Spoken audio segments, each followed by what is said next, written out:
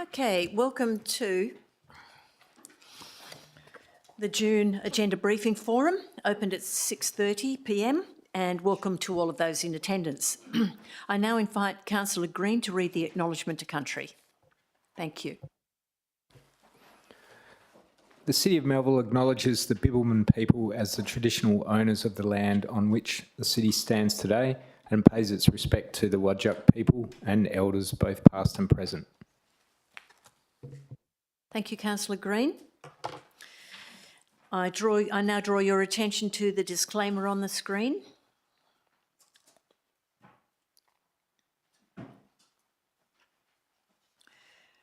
The affirmation of civic duty and responsibility on the screen.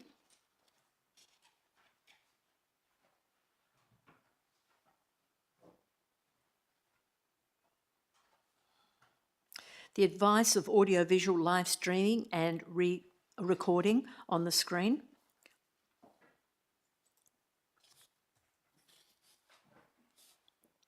And the purpose of the Agenda Briefing Forum on the screen.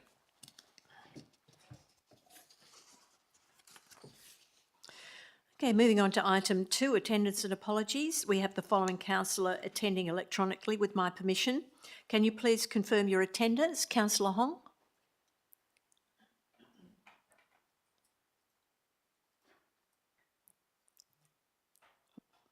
Councillor Hong. Can you hear me? Oh, thank you. Yes, we can hear you. Yep.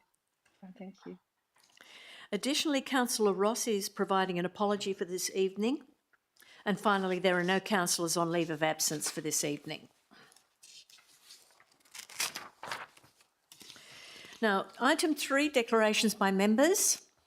We now move on to those declarations. Are there any declarations by members who have not read and given due consideration to all matters contained in the business papers presented before this meeting? Nil. Declarations by members who have received and not read the elected members' bulletin? Nil. Item 4, announcements by the presiding member. Approved deputations.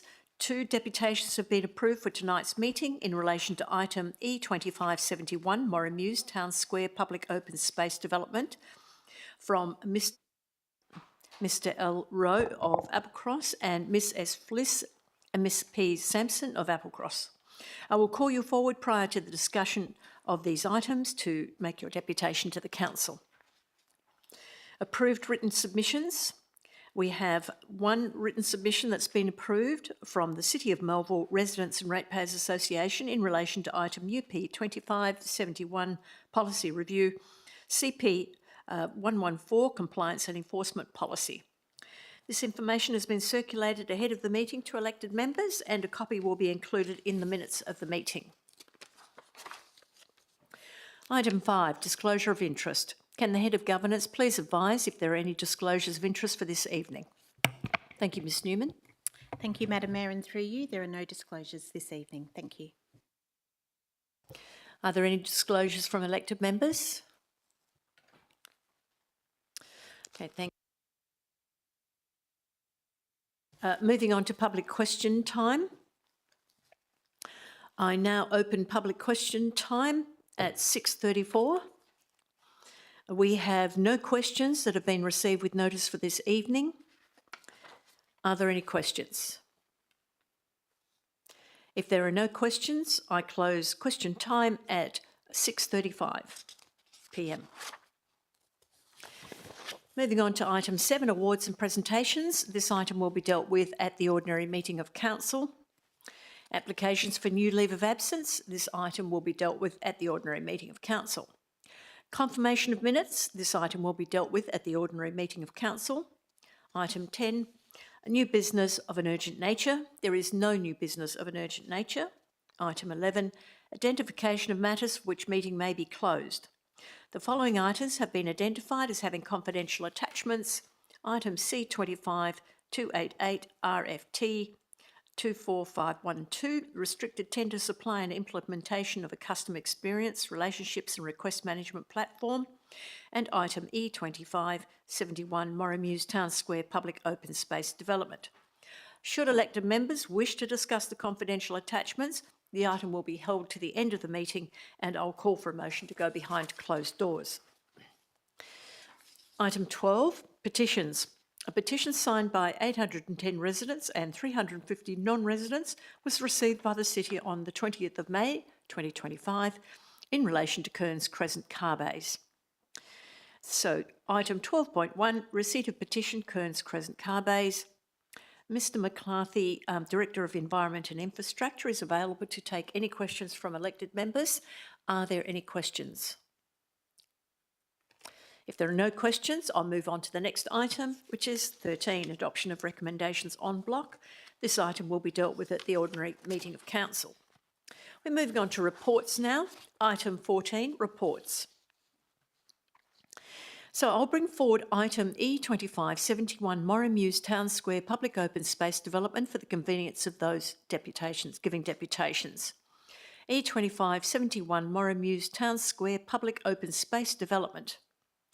Mr O'Rourke, will you please make your way to the microphone to make your deputation? You'll have 10 minutes to speak with a further 5 minutes for elected members to ask questions. Thank you. Please turn, yes, thank you. Thank you, Madam Mayor, and to you, to the Deputy Mayor, to councillors, to the CEO and to staff. Thank you for the opportunity to present a deputation on Moray Mews. I do it on behalf of the Council Reference Group that was established for the review of the Canning Bridge Activity Centre Plan. The CRG strongly supports and welcomes Council's commitment to the long-awaited development of the town square for the Canning Bridge Activity Centre. Let's make it a really good town centre. However, we are strongly opposed to the inclusion of public parking within the town square. That opposition is based on safety, planning and environmental grounds, and is reinforced by the fact that parking on the site, in our view, is not needed and does not have community support. Let me explain. Turn firstly to safety grounds. Cars and children playgrounds don't mix. Frequent car movements within the town square present an unnecessary safety hazard, particularly to children, the elderly, people with disabilities, cyclists and pets. These risks will be magnified if food trucks and cars are both using the car park, particularly at night. Safety risks get very little attention in the advice to council. Best practice in safety is to eliminate the risk where possible and at the same time eliminate council liability. This is possible here by having no parking on the town square. In our view, safety grounds on their own are enough for you to adopt the alternative concept without car park as shown under the agenda at attachment 6. Turn now to planning issues. There are two issues under planning I want to touch on. First, retaining car parking on the site is counter to the Canning Bridge Activity Centre Plan objective number 7, which promises that, and I quote, access to and through the Canning Bridge Activity Centre should be maximised by walking, cycling and public transport while reducing public car trips. Can I have the first overhead, please? Oh, it's there, thanks. Parking is not a priority in this location as high frequency bus routes run nearby both along Canning Highway and Kintail Road. The Sabina Towers, Forbes, Cirque 1 and 2, Grantham, Riviera, the Precinct and Raffles are all within easy walking distance of the town square. The second planning issue is that by retaining the car parking on site, the city will destroy the exciting potential for the surrounding lots on the two sides of the site to have ground floor alfresco cafes, dining and retail space adjacent to and safely opening onto the town square. This will enhance both the town square and the surrounding developments. Eventually, there will be developments on the north side adjacent to the car park, but the car park will be a constraint and exciting opportunities for integration will be lost. This constraint is in fact recognised by our officers, who in their two concepts proposed have highlighted, and I quote, adjacent interfacing opportunity, site feature number 4, and the quote, to the west but not to the north. This is a lost opportunity and bad planning. On planning grounds, parking should be rejected. The third area is environmental and social grounds. There is a genuine and justifiable concern in council and in the community about the serious loss of tree canopy in Melville and the impact of heat islands in a changing climate. Council has, as a major priority, the restoration of tree canopy. How is allocating 25% of the much needed public open space to hard stand parking consistent with that priority? You need to ask yourself what message you're sending to the community. Can I have the next overhead, please? The state government has guidelines for high density areas to ensure the amenity of the area for the community. The population targets in the City of Melville, part of the Kenning Bridge Activity Centre, is approximately 5,000 people by 2031. Using the state government's public open space guidelines shown in this slide of 6.5 square metres per person, this equates to a need for at least 32,500 square metres of public open space by 2031. The proposed 200 square metre car park at the Esplanade, Mount Pleasant south of Canning Highway, when combined with 100% of the town square site in Moray Mews, is still only 18.5% of what is needed in such a high density activity centre. Council was correct at the OMC meeting in April 23 when it said 100% of the site should be public open space. Fourth area I want to deal with is parking is not needed. In answer to a question put to the April ordinary meeting of Council, the Council confirmed that there are 690 city-controlled marked bays for public parking, inclusive of the 36 on this current site, plus another 143 privately controlled marked bays for public parking, all within 500 metres of the site. The City did not respond to that part of the question 6 as to whether the City-owned and privately owned public car bays were all at capacity. In our view, the City has failed to make a sufficient case for the need to provide more parking in this location, given that over 800 bays are within 500 metres of this site. Can I have the next overhead, and you can just scroll through them if you like. There's only 5. In any case, the photographs taken on a Thursday afternoon in April this year at about 3 p.m. show that many of the vehicles using the city-controlled public car bays are tradesmen's utilities and commercial vehicles related to the construction of the Riviera apartments on the corner of Moray Mews and Canning Beach Road and other developments. The City should not sacrifice much needed green space for the convenience of temporary workforces of developers. Given that the state government is more likely than not, unfortunately, to retain the concept of bonus heights in exchange for community benefits in the current review, additional parking bays, if required in the future, can and should be negotiated with developers of nearby properties in exchange for bonus heights to provide, perhaps for the first time, a genuine community benefit. Parking is not wanted. Can I preface this by saying even if there was really strong support for the community for parking on the site, the safety planning and environmental concerns should rule it out. But there is not strong support. The results of the latest public consultation with respect to parking, when combining the 2 surveys and after removing the 20 who responded to both, is revealing. Of the 417 responses, 220 or 53% wanted no parking, 159 or 38% wanted parking, and 38 or roughly 9% were unsure. Those 220 individuals or ratepayers made it clear in either the City survey or the CRG survey that they do not want parking on the town square. And this, despite the City survey asking for feedback on only 3 options that all contain parking. So even though they were given an option, no option of no parking, in the survey they still responded they didn't want parking.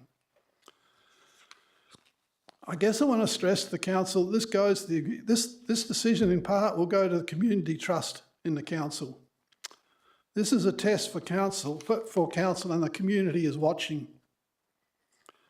The potential reputational damage to the City in failing to implement the April 23 council resolution for 100% public open space by retaining 25% of the site as a car park is exacerbated by a strong concern of many residents that the City is intent on land banking the proposed car park of the site to keep open the option of further commercial development on this portion of the site.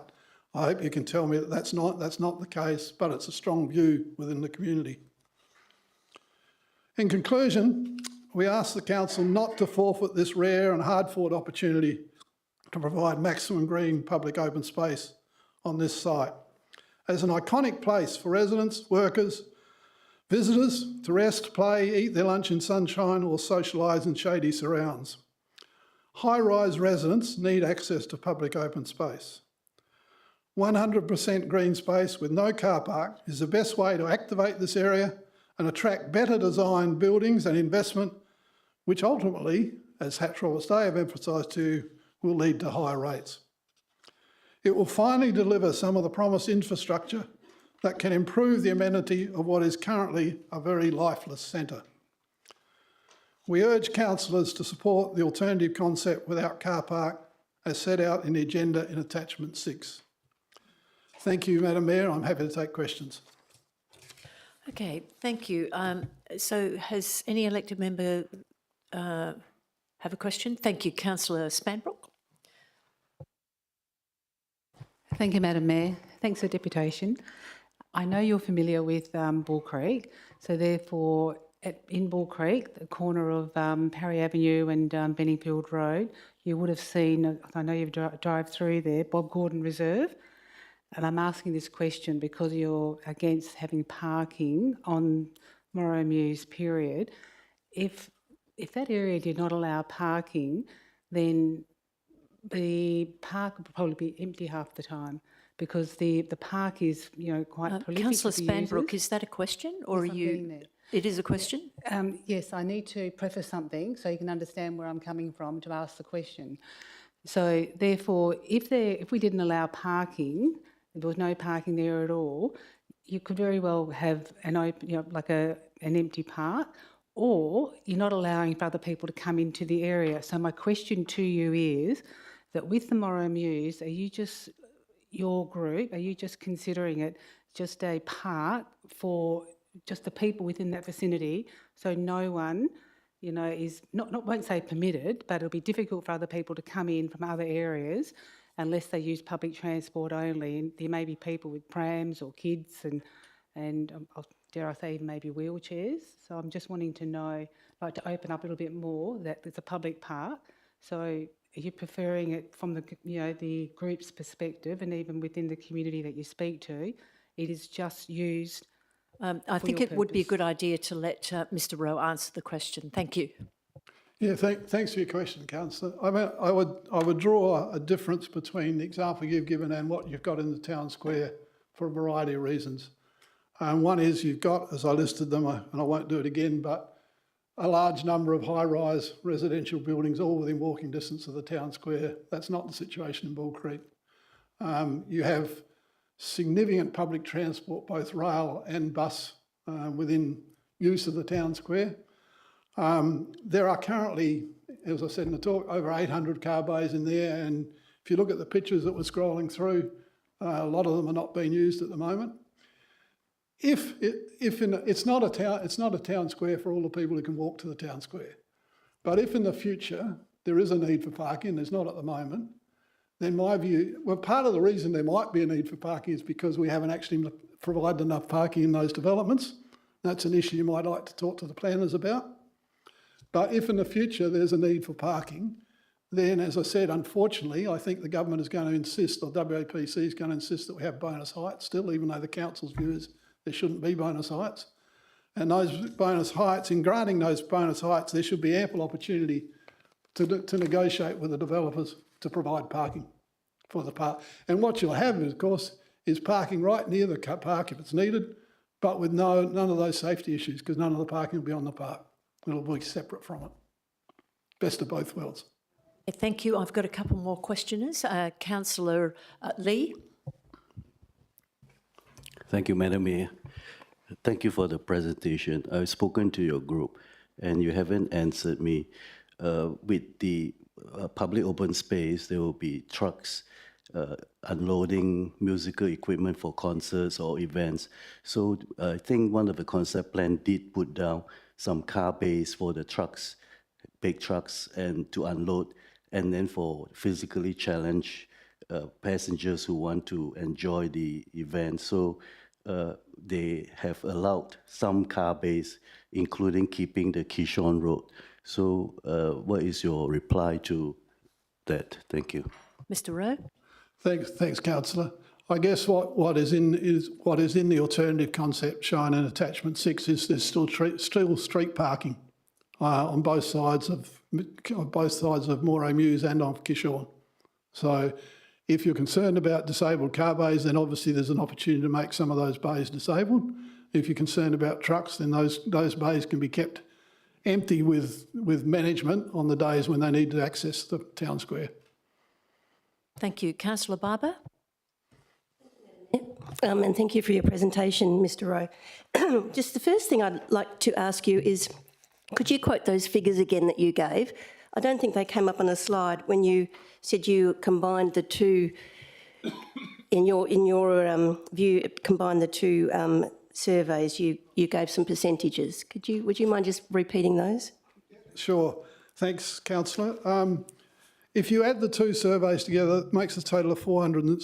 Add the two surveys together and deduct the 20, that word, on both surveys, you're left with 417. If you then distribute those towards how they voted, then that would leave 76 of the CRG surveys, one of which actually voted for car parking. So 75 go to no parking, one goes to parking. You end up with, of the 417, you end up with 220, or roughly 53%, who don't want parking, 159 or 38% who wanted parking, and 38 or 9% who were unsure. Okay, but again, as I hope I made clear in my talk, we should not be making this decision on the basis of either a majority or a minority of people who wanted or didn't want parking. As I hope I've made clear in my presentation, there are good safety, planning and environmental reasons, and it was a pretty low turnout in terms of votes as well. And I've got to tell you, when we try and get people interested in this, there is feedback fatigue in the community. There's a degree of angst about, no, I'm not bothering again because it didn't work last time. Thank you. If I could do a follow-up, please, Madam Mayor. Yeah, thank you. I think we put a lot into that survey and perhaps the response was a little disappointing. My fellow colleagues, and I know city officers, are concerned at recouping some financial benefit from parking, and you showed pictures of cars in car parks, whether they be tradies or whoever. What do you say to that? You know, the councillor providing, and you know, well done to my forebears who bought this land. What do you say to councillors who might say, well, no, we need to recoup some money? Thank you. Mr Rowe? Yeah, thanks, councillor. Two responses. One is we've accepted there's going to be a kiosk, which initially we would have opposed, but accepted that. But the real answer to that is, and for those councillors who have been here for some time, they will have remembered, hopefully, the advice of Hatch Roberts Day when they did their final report to council. And I know they made this advice to council because they gave the same advice to the CRG, and I asked, had it been given to council? And in particular, for those new councillors, there's the head researcher, or whatever you want to call it, Dwayne Cole from Hatch Roberts Day, made the point quite clearly that public open space in this area is not a cost, it's actually an investment. What will happen as a result of the town square is that the value and the quality of the buildings around that town square will be greater than they would have otherwise been, because it'll be more attractive to build there and to live there. The end result of that, and don't take my word for it, I would encourage you to have a yarn to Dwayne Cole at Hatch Roberts Day. His view is, and my view, I share it, is that the rates revenue you get as a result of this, putting the park there, will greatly exceed the rates revenue in time you would have got in the absence of the park. Now, it's a short-term cost, but it's an investment for a long-term gain. Thanks, Councillor. Okay, thank you. Councillor Wheatland.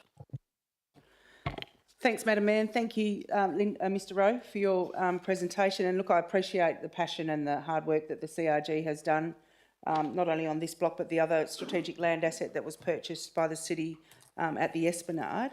And I just want to ask, you said something about rates prior to that comment that you just said before in your presentation. I missed it because I was still writing down other stuff that you were saying. Could I ask that question first, please? Sorry, Councillor. It was the same point that I just made. In reality, it's, and again, don't take my word for it. Go back and talk to Hatch Roberts Day and in particular Dwayne Cole. But it's an investment, not a cost, in putting a town square there, because the quality of the buildings and the value of the apartments that are in those buildings will be greater than will be built or valued in the absence of the town square. Public open space adds value to the surrounding buildings, and ultimately council gets the benefit of that in higher rates. Thank you. And just one more question. Look, I am being asked by the residents in Palmyra and Melville Willoughby about rates specifically, and the proposed advertised 4.5% rate increase that's been advertised. We make that decision next week. It's quite ironic this is up as well, because what I want to ask you, especially about what you said, it's an investment for the city of Melville and it will impact on rates, but currently people in the ward that I'm representing are screaming about the strategic land assets not giving them return on their money. So how do I explain? I really liked your point around the car parking negotiating with the developments, but then how do I explain that and counter that with my residents? Well, first of all, let's keep the cost down by not putting the car park in it. But that's going to return revenue to the city, Lyndon. But for all the reasons I've given you, I guess what I can say, I understand your concerns, but what I can say is you have to also accept that as a result of what's happened in Canning Bridge, there is a significant increase in rate revenue coming out of Canning Bridge than there was 5 years ago. And that extra revenue has not been spent in Canning Bridge, and I'm not saying it should be.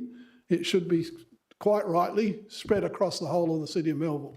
But you need to remember that you've actually got significant benefit from what's gone on there, and you cannot expect to have high-density development, high-rise, high-density development, and where people no longer have backyards. Everybody will tell you that you need to provide that public open space if you're going to have a good amenity within that community. So, and again, finally, to re-emphasise the point again, it will be an investment in the long term because you'll get actually higher rates from it. Thank you. Councillor Lim? Thank you, Madam Mayor. Mr. Rowe, just a question for you. So, have you conducted any analysis of what happens to the existing parking area at night? Thank you. Mr. Rowe? No, just from observation, there's plenty of parking there at night time. The parking at the moment gets filled up between 7:30 and 4 o'clock in the afternoon by trades vehicles. Thank you. And Councillor Green? Thank you, Madam Mayor. Mr. Rowe, you've made some mention of community trust in the council and concerns about community trust in the council. With that in mind, I just want to make a comparison of the two surveys. So I think it's pretty clear that the city has done extensive advertising of the survey. Whether 341 responses is a satisfactory return on that is one thing, but the fact of the matter is it's 341 versus 96 from CRG.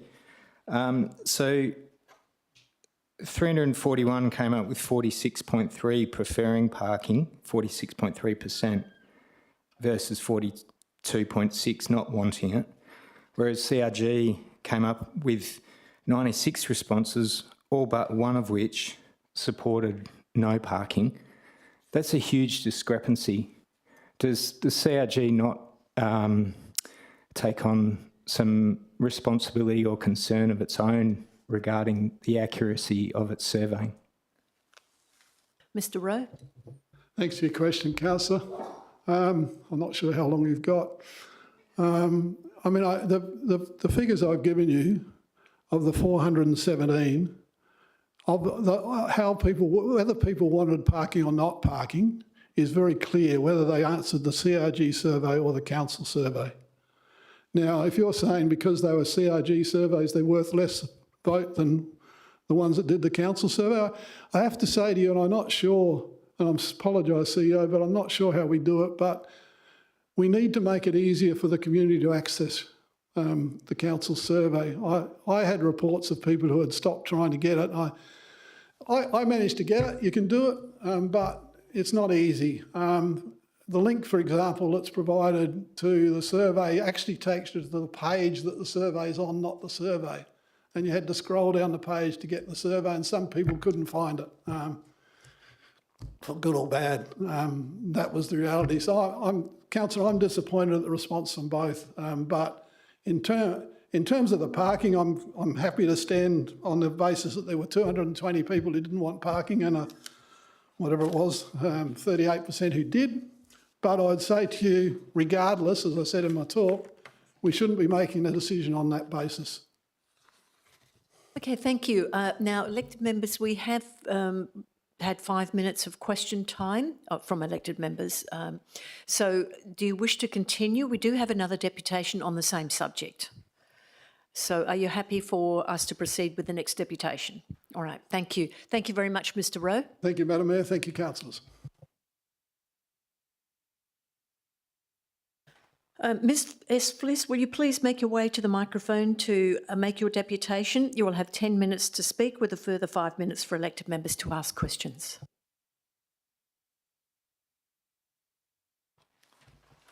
Good evening. And Ms B Sampson is also accompanying. Thank you.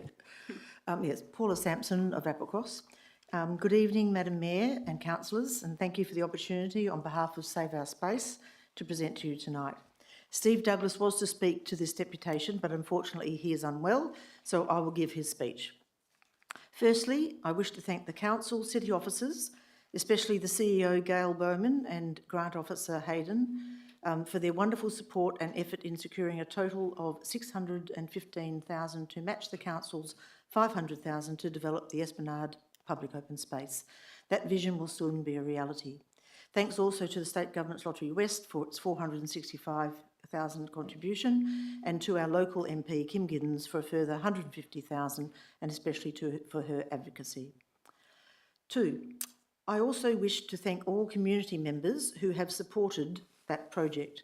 Our Lottery West letter of support was endorsed by 17 community groups, including SOS, and other groups wrote their own letter of support, bringing the total to 19 community groups.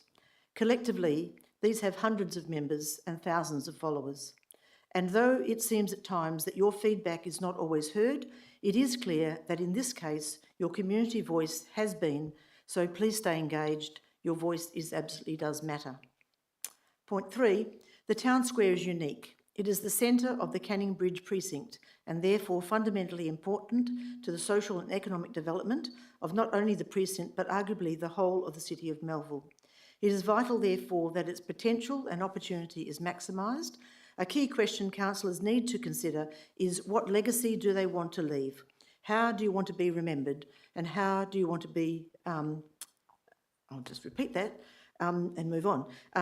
As a councillor and council which supported a compromised Cowan Square, or as a councillor and council which supported something more visionary and appropriate, not just for now but well into the future. There is much talk about tree canopy and public open space more broadly, but here is your chance to walk the talk. I implore you to be visionary and show real leadership and commitment by supporting the alternative concept, and thereby leave a legacy for you and the council can be proud of. Thank you. And I'll just keep rolling on. Susan Fliss, Applecross. Good evening to you all, Madam Mayor, Deputy Mayor, councillors and officers. Thank you very much for this opportunity to speak regarding the creation of the Morrow Muse Town Square. As we've just heard, by any standards, Canning Bridge Activity Centre only has a fraction of the public open space required for the density of population that is coming. The current proposal, Alternative Concept 6, is our opportunity to move towards the balance required. Now, I'd like to make some comments addressing the recent community engagement and then and also to a couple of the perspectives that have been raised in conversation with the city's elected members and officers, and it may be just a slightly different perspective on some of the questions that you've had for Lyndon. So Bear with me. So despite the very, very best efforts of the officers in achieving an extremely high level of community reach with this engagement project, public response was disappointingly low. The community is seemingly underwhelmed with online surveys.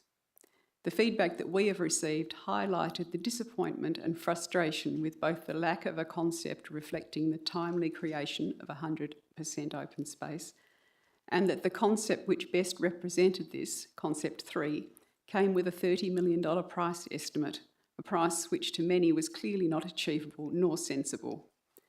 A further point of contention was the wording of the question regarding the parking in the final design. This wording was found to be confusing to many respondents. All three concepts contained parking, and any of them presumably could have been chosen as final. The feedback has been that this question caused many people to abandon their responses altogether.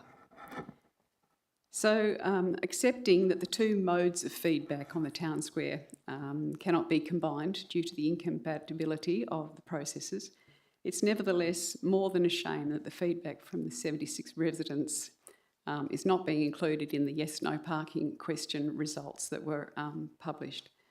So failing to include these would mean ignoring the views of a significant number of residents who have taken the trouble to respond. If we extract and combine the numbers, as Lyndon has said, of those 76, then the numbers do present a different picture. However, we note, and it's important to stress, that the overall response to the engagement was indeed very low, and I'm not sure really whether those results, whether it was the 46% or the 53%, I'm not sure that that is really indicative of a good answer from the community. Broad community support for significant green space and public amenity in Canning Bridge Activity Centre has previously been thoroughly demonstrated. A large petition in 2022 was answered by this chamber with the April 23 resolution to create 100% public open space on the council-owned properties at Kishorn Road and Morrow Mews. The foreshadowing of a possible motion rescinding this decision in 2024 galvanised both a special electors meeting and a 3,000-strong ratepayer petition asking for the creation of 100% public open space in Canning Bridge. And additionally, we have the letters of support, as Paula has just told you, which were endorsed by 19 community groups. This confirms the broad support for 100% public open space in this rapidly developing area. So it was suggested to us that 3,000 square metres is enough for a park and that most places have less. But surely this is precisely the point. This is the opportunity to demonstrate the City of Melville as a cut above the rest. We're talking about our town square, the central feature of what is rapidly becoming a satellite city to the capital of our state of Western Australia, and we surely want to take this opportunity to maximise that statement. It's been explained that any car park constructed on the new town square can be removed. The suggestion has been made that such negotiations would involve the developer removing the car park and providing car parking beneath their project.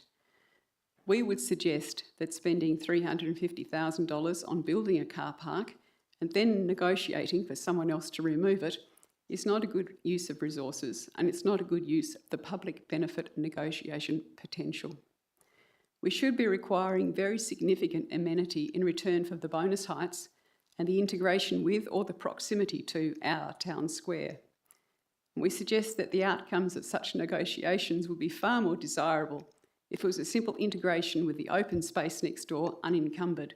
Indeed, the prior existence of a public car park would make already difficult negotiations even more so.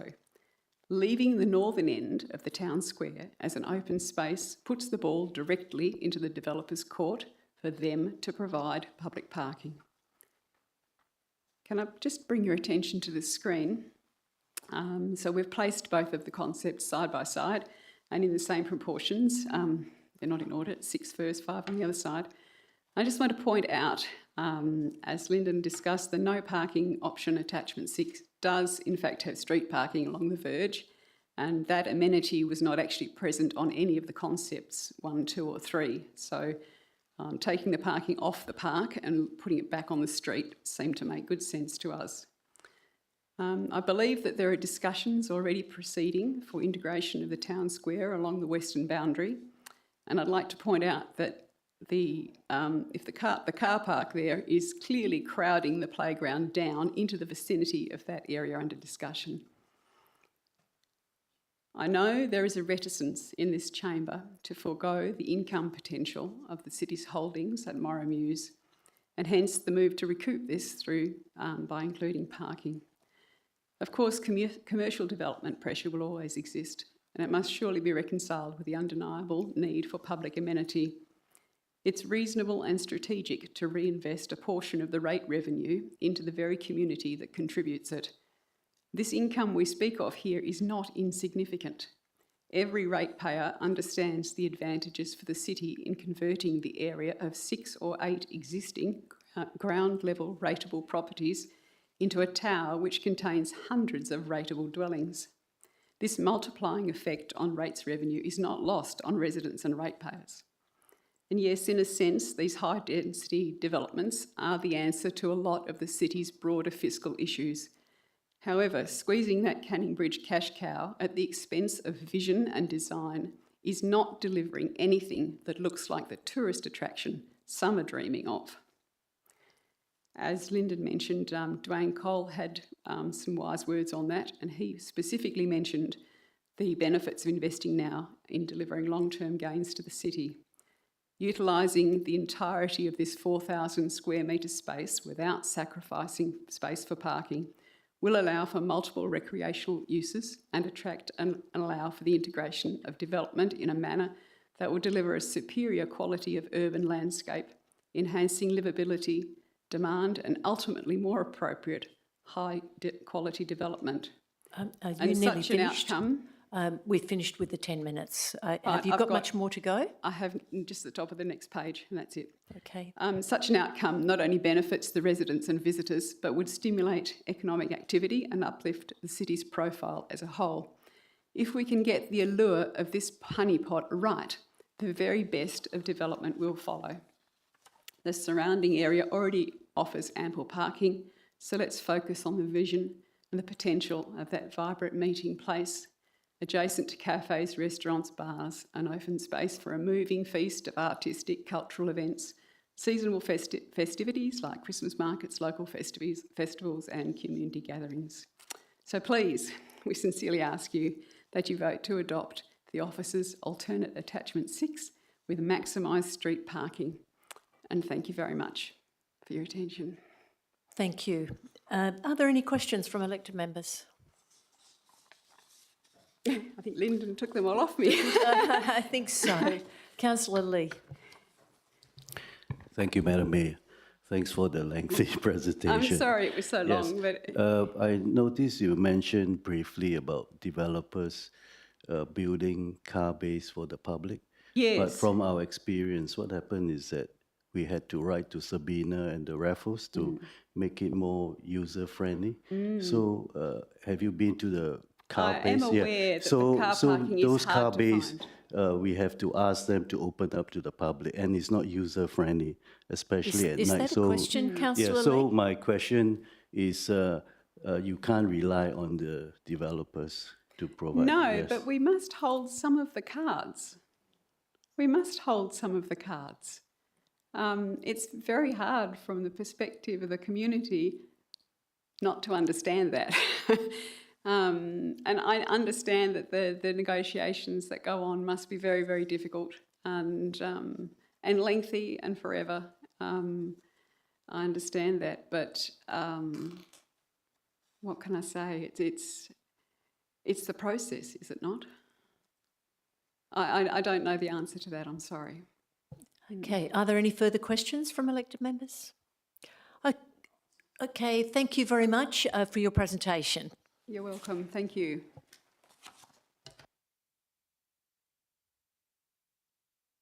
Now, I advise that Councillor Edinger has submitted an alternative motion in relation to this item, and this has been circulated via the elected members portal.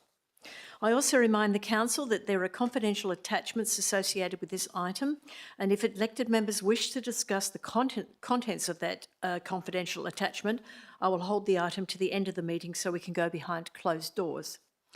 Are there any questions regarding the confidential attachment? All right, then let's proceed. Mr McCarthy, Director of Environment and Infrastructure, Mr Bird, Manager of Natural Areas and Parks, and Ms Ahola, Open Space Design Coordinator, will now provide an officer presentation prior to discussion on this item. Thank you. Thank you, Madam Mayor. What is the Moray Mews Town Project? The Moray Mews Town Square project aims to create a new public open space by transforming the site into a vibrant, green, and welcoming space for the community and improve the surrounding streetscapes at 50, 52 Kitchener Road and 23, 29, and 31 Moray Mews in Applecross. The journey started with the community engagement process aimed to involve residents, businesses, and stakeholders in shaping the final design. The initial phase of engagement in late 2024 focused on gathering community vision, values, and design principles. Based on the initial feedback from the engagement, draft concept designs were presented to the council and endorsed to go to the second round of engagement. This phase of engagement from April to May 2025 sought community preferences, priorities, and concerns on the designs. Next page, please. Of the three concept designs, 34.9% of respondents supported concept one as it focused on maximizing green space with an estimated cost of $4 to $5 million. This concept was preferred by many for its affordability, simplicity, emphasis on green space, and alignment with earlier community feedback. 17.6% of respondents supported concept two as it focused on event activation opportunities with an estimated cost of $5 to $6 million.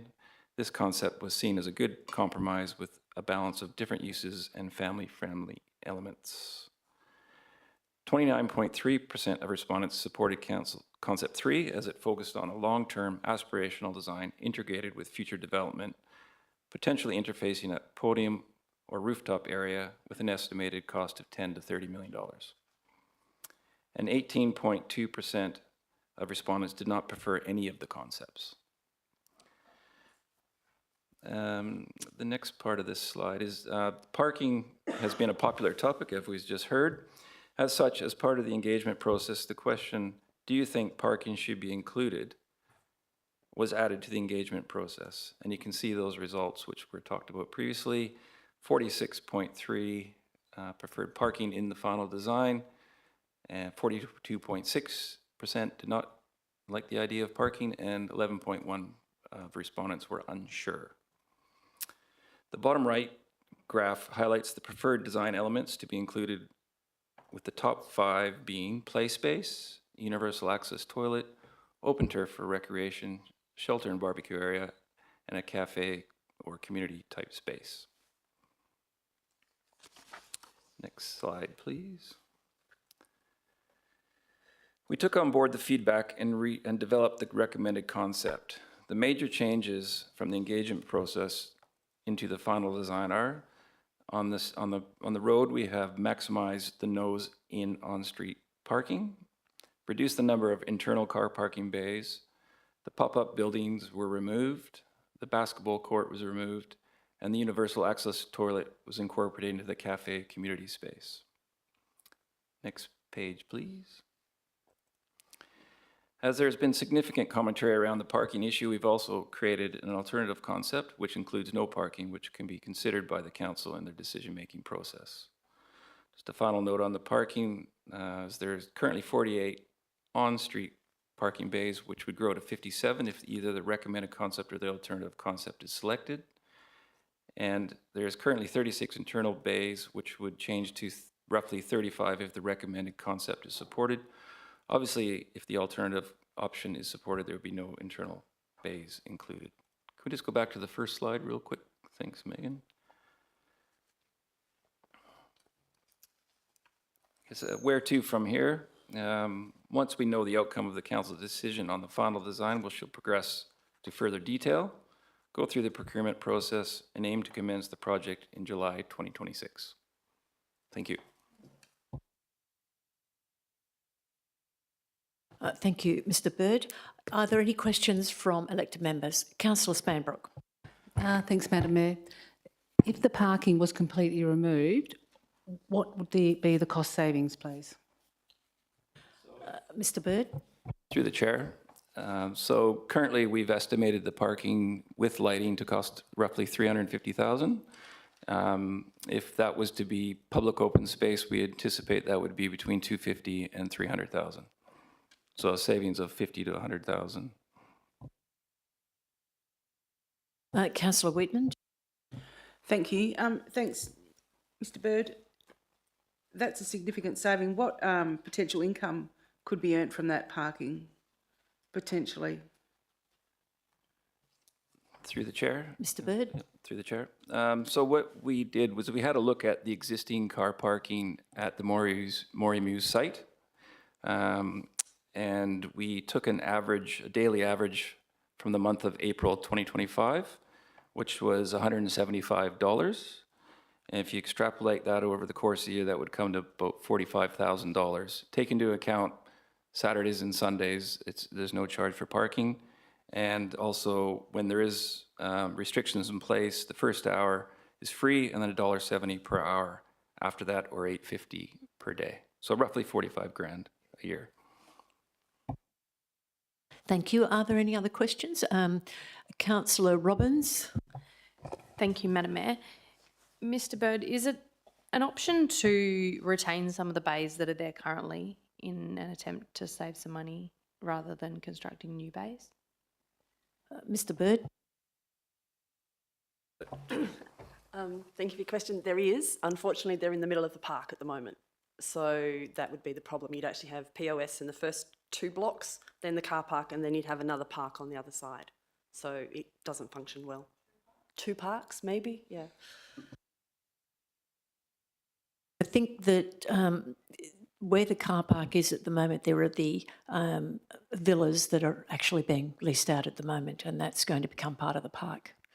And that's what Ms O'Holl is referring to. So the car park currently will be in the middle of the park.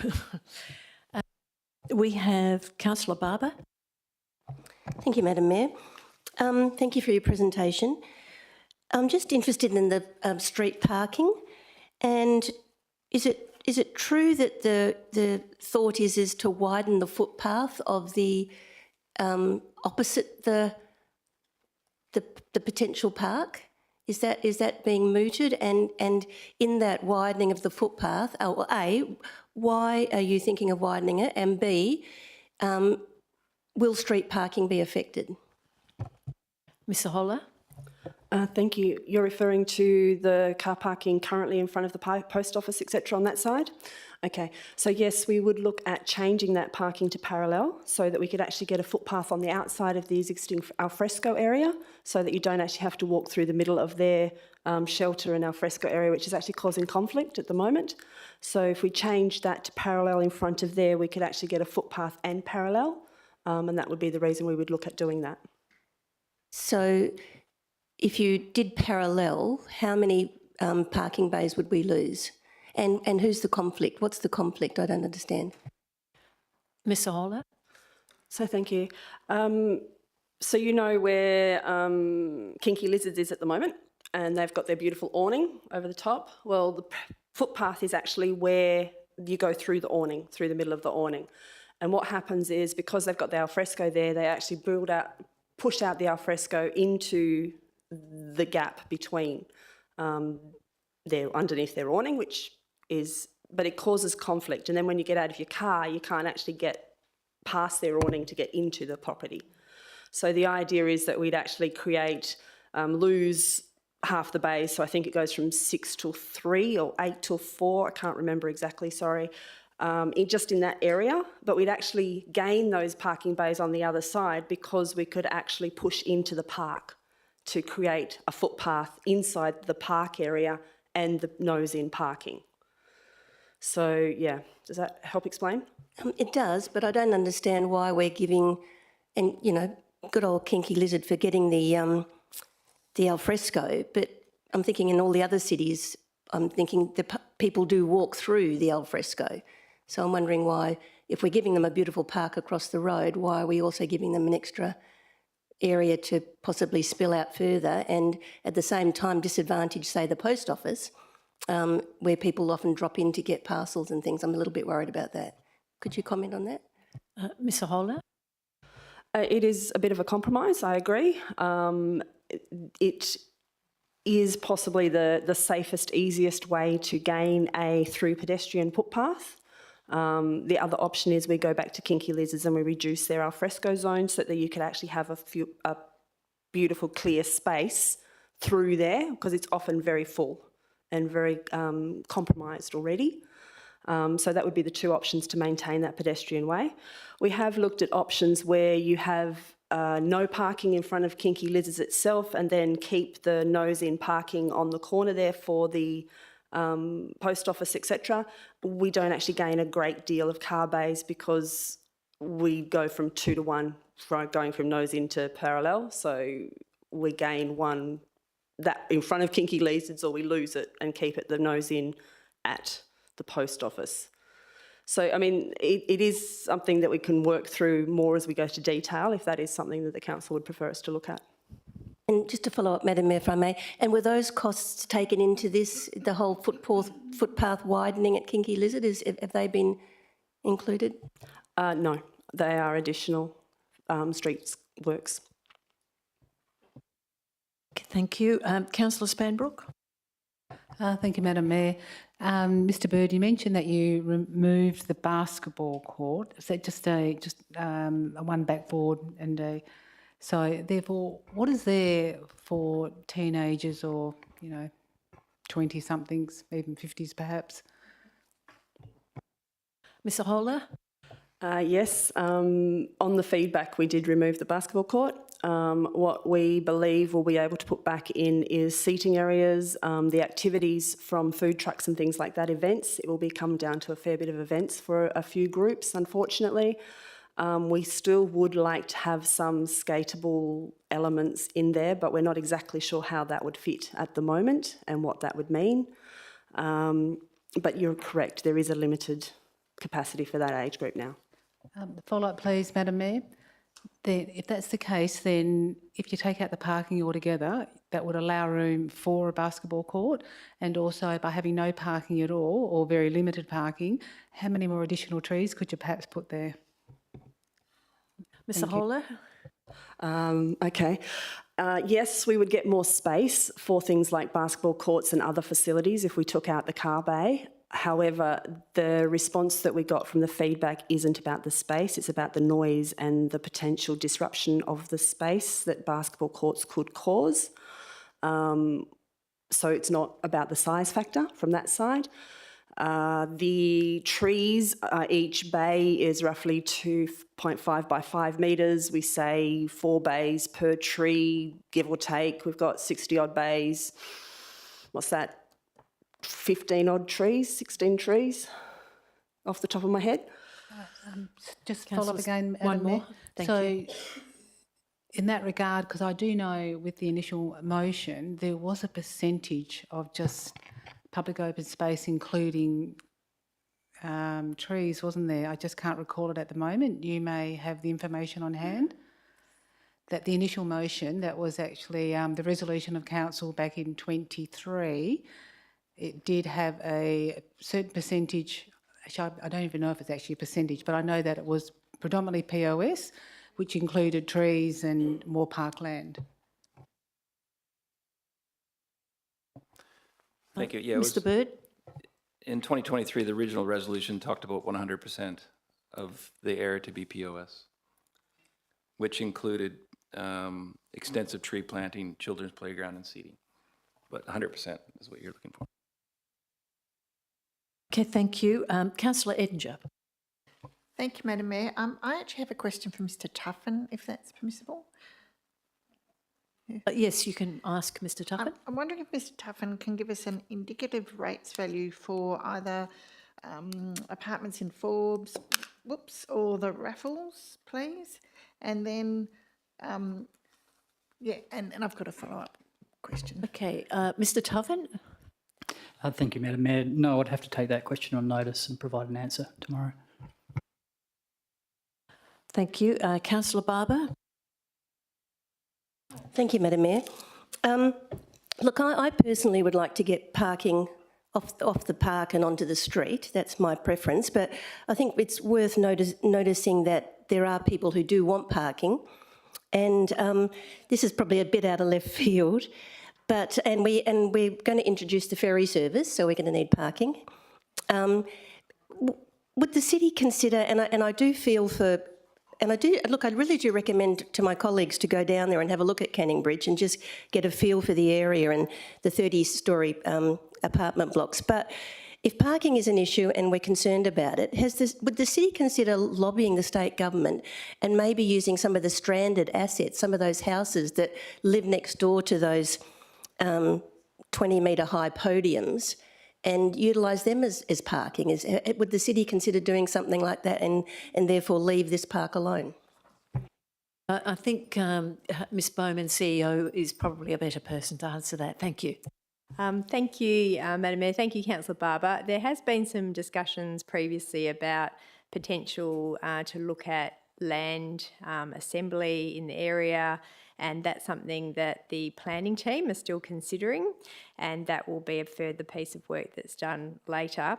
But the state government we have met with previously, I believe you attended a meeting with Minister Carey previously, and they have quite clearly said they believe it's the City of Melville's responsibility to consider public open space in that area, and he was very pleased at the council's commitment to the Esplanade Park and the Morrimuse site. We are currently doing a public open space strategy as well for the entirety of the City of Melville, which is going to be looking at what public open space requirements the city has in every suburb, and also in the Canning Bridge Activity Centre specifically as a study area. So there will be further work that the city will be undertaking to look at public open space. I believe elected members are also aware that there are other suburbs such as Palmyra and Murdoch where we have currently an indication that there might be an undersupply of POS. So we'll need to look at other strategies across the board in relation to public open space and what we can do as a city with recommendations coming back to council. Councillor Lim.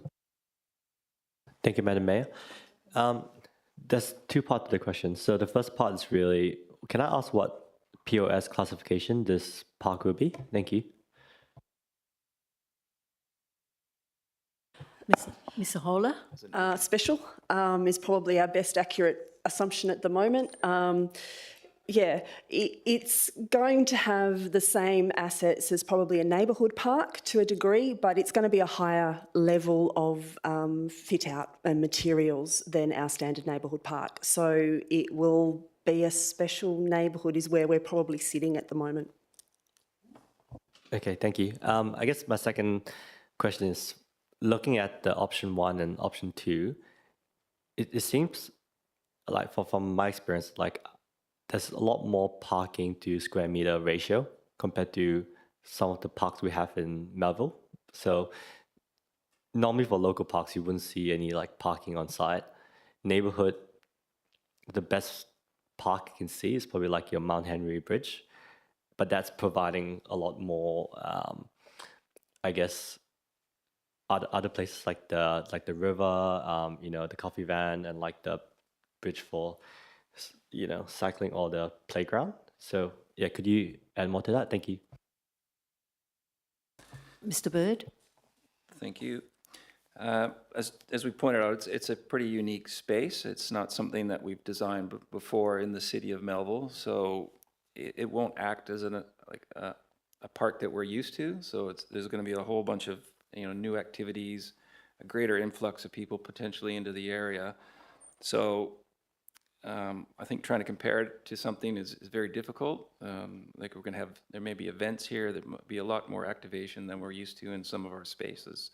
So I think, parking will be useful for some of those events. Okay, thank you. Councillor Fitzgerald? Thank you, Madam Mayor, and through you. I hesitate to return to this issue, but, In the material we have before us, there's a section of the submission that was made by the CIG that goes back to this question of how is it that, given the 100% public open space was the motion moved by the council, that we ended up putting to the community 2 out of 3 options that were significantly parking rather than public open space. The suggestion that's been made is that this was on the basis of community feedback, but that the initial reports are that the community feedback was from a handful of local business owners who said they were worried about losing parking. So not to retread old ground, but I'm just trying to work out what was the decision-making process that ended up with kind of putting 2 out of 3 concepts that were significantly sort of parking rather than public open space to the community in the first place. Mr. Bird? Through the chair, as you point out, some local businesses and individuals commented that they wanted to see adequate parking as part of any site development, redevelopment of the site. In response, car parking had been incorporated into all 3 concept designs and were brought to council for consideration. So, parking does offer several potential benefits in improved accessibility for visitors traveling from outside the immediate area, support for local business and precinct activation, supporting events and other future activations, and potentially revenue. So those are the reasons. Okay, Councillor Wheatland. Thank you. Just got 2 questions. I just want to go back to the question about the basketball court. So I missed why you said that it was removed, but I heard that it was because of a noise factor. Is that correct? And then considering the comments by Save Our Space and Mr. Rowe about the significant contribution that the towers, the density, are going to give that area and give the City of Melville more broadly, is there an opportunity to revisit the basketball court? Because you would think that people living in those towers will have young children. Surely they'll grow into young adults. And we have a youth strategy that the youth have very clearly said what they would like in their areas, and we've got a walkability component to Canning Bridge Activity Centre plan. I acknowledge that it is lacking in public open space, as the report said, but why are we not considering that youth strategy within this? Have we gone out and engaged directly with the youth, please? Mr. Bird? Through the chair, it's based on feedback we receive through the engagement process. So I guess we have to listen to those thoughts or ideas.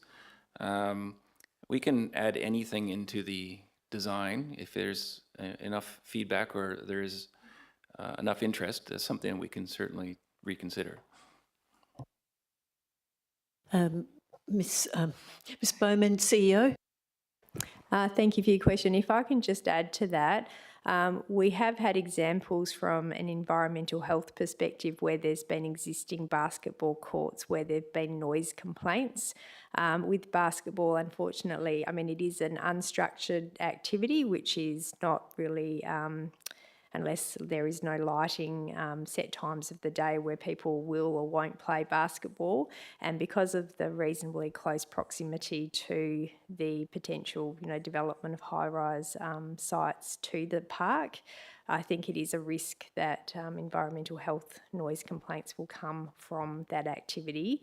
So that is something Mr. Melville may be able to confirm as well, but it is quite a contentious issue and there have been some issues with proximity basketball courts and residents. Mr. Melville?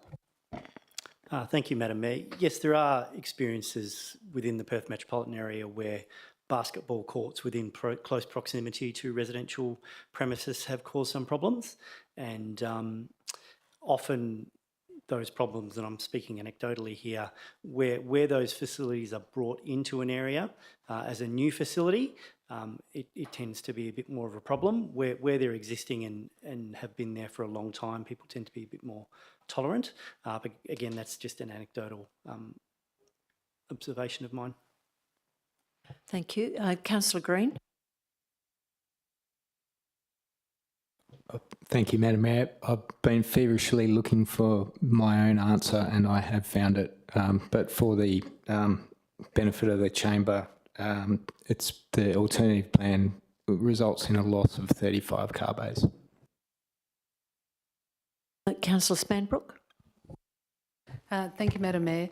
That the officers may already know about the fiberglass mesh backboard, which is a quieter one, and perhaps it may even be a more of a quieter surface, so that does reduce the noise. But my question to you is that Ms. Holly, you made a comment earlier about the higher, I'm not sure if you said the word quality, the fit out of the actual play space, which is obviously much more improved than other play spaces. Is that correct? Or public open spaces?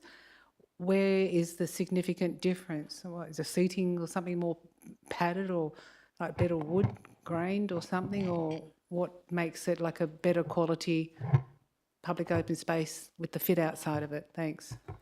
Ms. Ahola.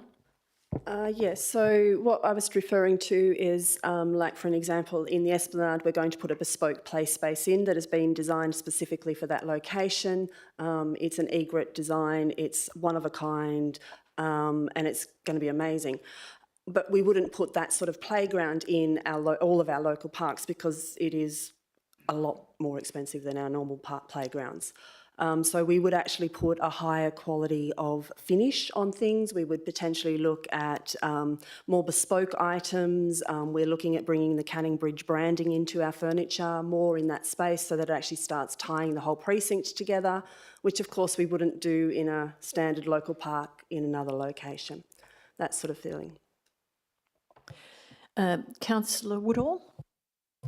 Thank you, Madam Mayor. Just in relation to Morrow Mews and Kishorn Road, was any further consideration given to creative solutions around use of the road reserve, or whether part of that road could be closed and either used as public open space, landscaping or parking to provide additional area effectively for the site? Ms. Ahola. Yes, Councillor, we have looked at that. The timing of creating the park sort of prohibits that happening at the same time, but we will be looking at it and how we'd integrate it into the future. So we're designing for that with that in mind, but we just won't be able to achieve it in the timeframe. Yes, Councillor Woodall. Thank you. So just to follow up, so that if that were to proceed with a sort of form of creative solution or road closure, however that might be, that could potentially become either additional parking or additional landscaping in the future? Ms. Ahola. Yes, that would be correct, and it would depend on what we actually ended up being able to do. I mean, if we could close the road, obviously we could create a mall out of the whole space. We could remove all, change a lot of things. If it became one way, it changes again. If we have to keep it as a car park for delivery, a road for deliveries, etc., to the shops, then of course we change the look of it and the feel of it and the use of it, but we still keep it as a functional road. Yeah. Councillor Barber. Well, thank you, Madam Mayor. Thank you for your question, Councillor Woodall. That was a good one, using the road reserve. I was listening today to the radio, forgive me, Madam Mayor, and the Mayor of Mandurah was prattling on about her giants, and she was saying how great they were and all that sort of stuff. And I was thinking when Ms Fliss was talking from SOS and saying, wouldn't it be great if we had vision for this place? And instead of putting a car park, if we had not giants, but something else that was unique and visionary. Thank you, Councillor Wheatland. Visionary. Has the city just, have we got anything up your sleeve, any fantastic things that could be a great draw card? I mean, I love grass and open space, but just the odd, unique thing that might get visitors could be handy. Ms. Ahola. Can I just say yes, and please watch this space. We've got a lot of ideas. We're really waiting to see what the final space orientation will be before we start rolling some of these thoughts through. And just a final question, Madam Mayor. Mr Rowe, I think one of his key points was safety, and that whole issue of having a car parks on a public open space, a community space, if you will. What are your, how would you respond to all those safety issues? Mr Bird? Through the chair, yeah, so we obviously have a lot of parks in the city, and a lot of those parks do have parking incorporated into the facility, next to a change room, next to the club room, access to the oval, next to the playground. So I guess there's always that risk with car parks and I guess people using an open space. So it's not something new. It's always something we can work around. If it becomes an issue, we could always put a fence up. So there are options we can consider if it is a concern. Thank you. Councillor Green? Thank you, Madam Mayor. I was just wondering, we were just talking about some exciting ideas. Perhaps they would be involve events, that sort of thing. Would it be fair to say that the car park alignment has it been considered that could be used for sort of like a stage setup or these sorts of things with minimal impact to the green space? Mr Bird? Yeah, simple answer is yes. Councillor Lee? Thank you, Madam Mayor.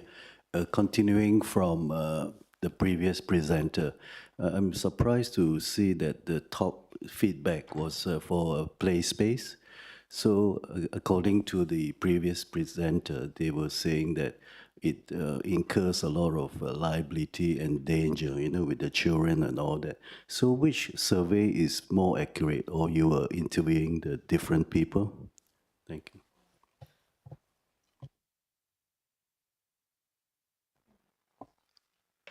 Mr Bird? Through the chair. So are you, so the council reference group survey or the city's survey, is you're asking for which one was more accurate? I can't answer that question. It's hard to say.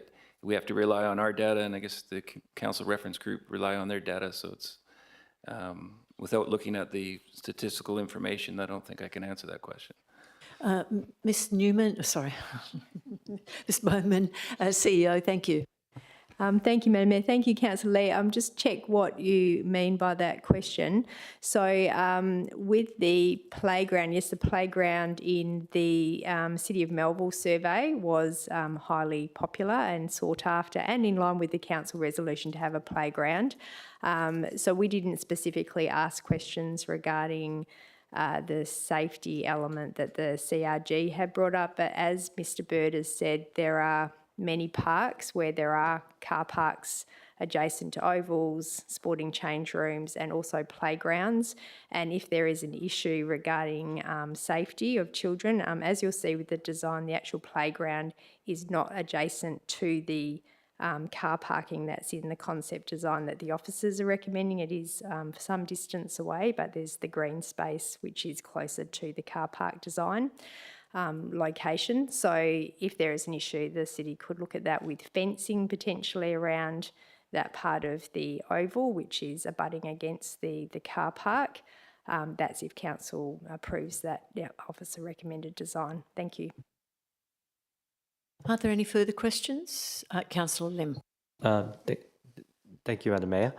Just continuing from Deputy Mayor Wheatland around the youth discussion, is there any future consideration of potentially like a wheeled sport element? I'm just looking at the large loop around the open turf area.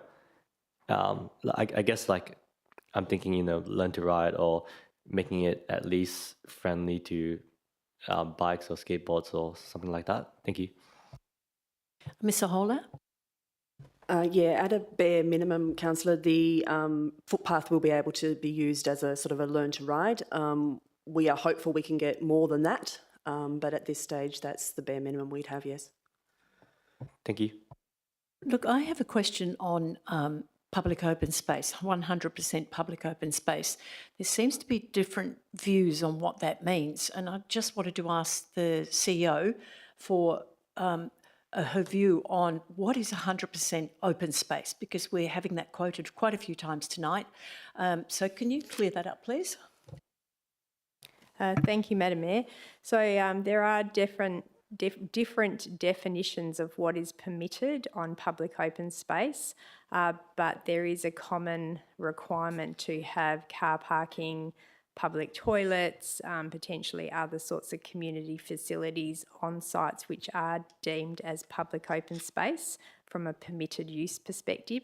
So there is probably differences of opinion and understanding regarding that, but from a land planning perspective, it is permitted to have car parking, obviously toilet facilities, other sorts of supporting amenity facilities to ensure that the proposed use of the public open space can be achieved.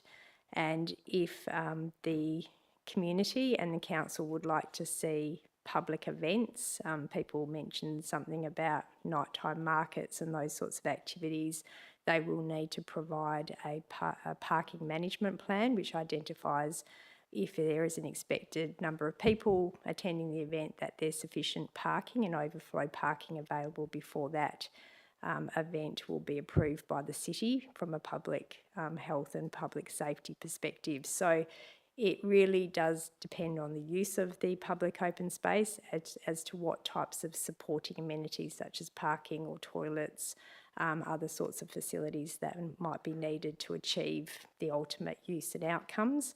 In the concept design, it does include a community and cafe space.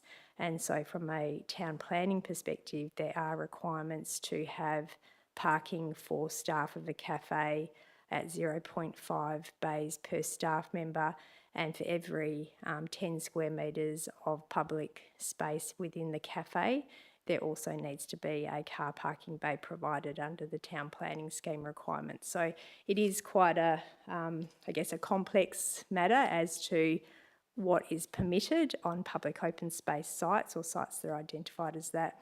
I do know at the council meeting where this was discussed, there were questions raised by elected members about whether a cafe could be included on a public open space site, and there was reference made to the Point Walter site where there's a cafe located on public open space. There's other, obviously Deepwater Point as well has the Dome Cafe, so there's different activities possible on public open space. Thank you. Councillor Hong. Thank you, Madam Mayor. To Mr. Bird, to clarify the answer you gave to Councillor Green's question, can the car park space be used as a multi-purpose area? Thank you. Can the car parking space be used as a multi-use area? Mr. Bird? Yes, it can. Thank you. Are there any further questions from elected members? All right, thank you very much, officers, for your presentation and answering a lot of questions. Thank you. Now we're moving on to the next items, which are from the Policy and Legislation Committee, held on the 26th of May 2025. The first item is C25-280, New Council Policy, External Committee Members. Ms Newman, Head of Governance, is available to take questions. Are there any questions? Councillor Robbins. Thank you, Madam Mayor. Just have a question around the reimbursement of expenses. So number 3 in the policy statement says that the independent committee members will be paid the maximum meeting attendance fee, and goes on to say for committee meetings that they're a member of, and also if the council requests that they attend another type of meeting. And then it also goes on to say that they'll be reimbursed for expenses incurred in performing an authorised function.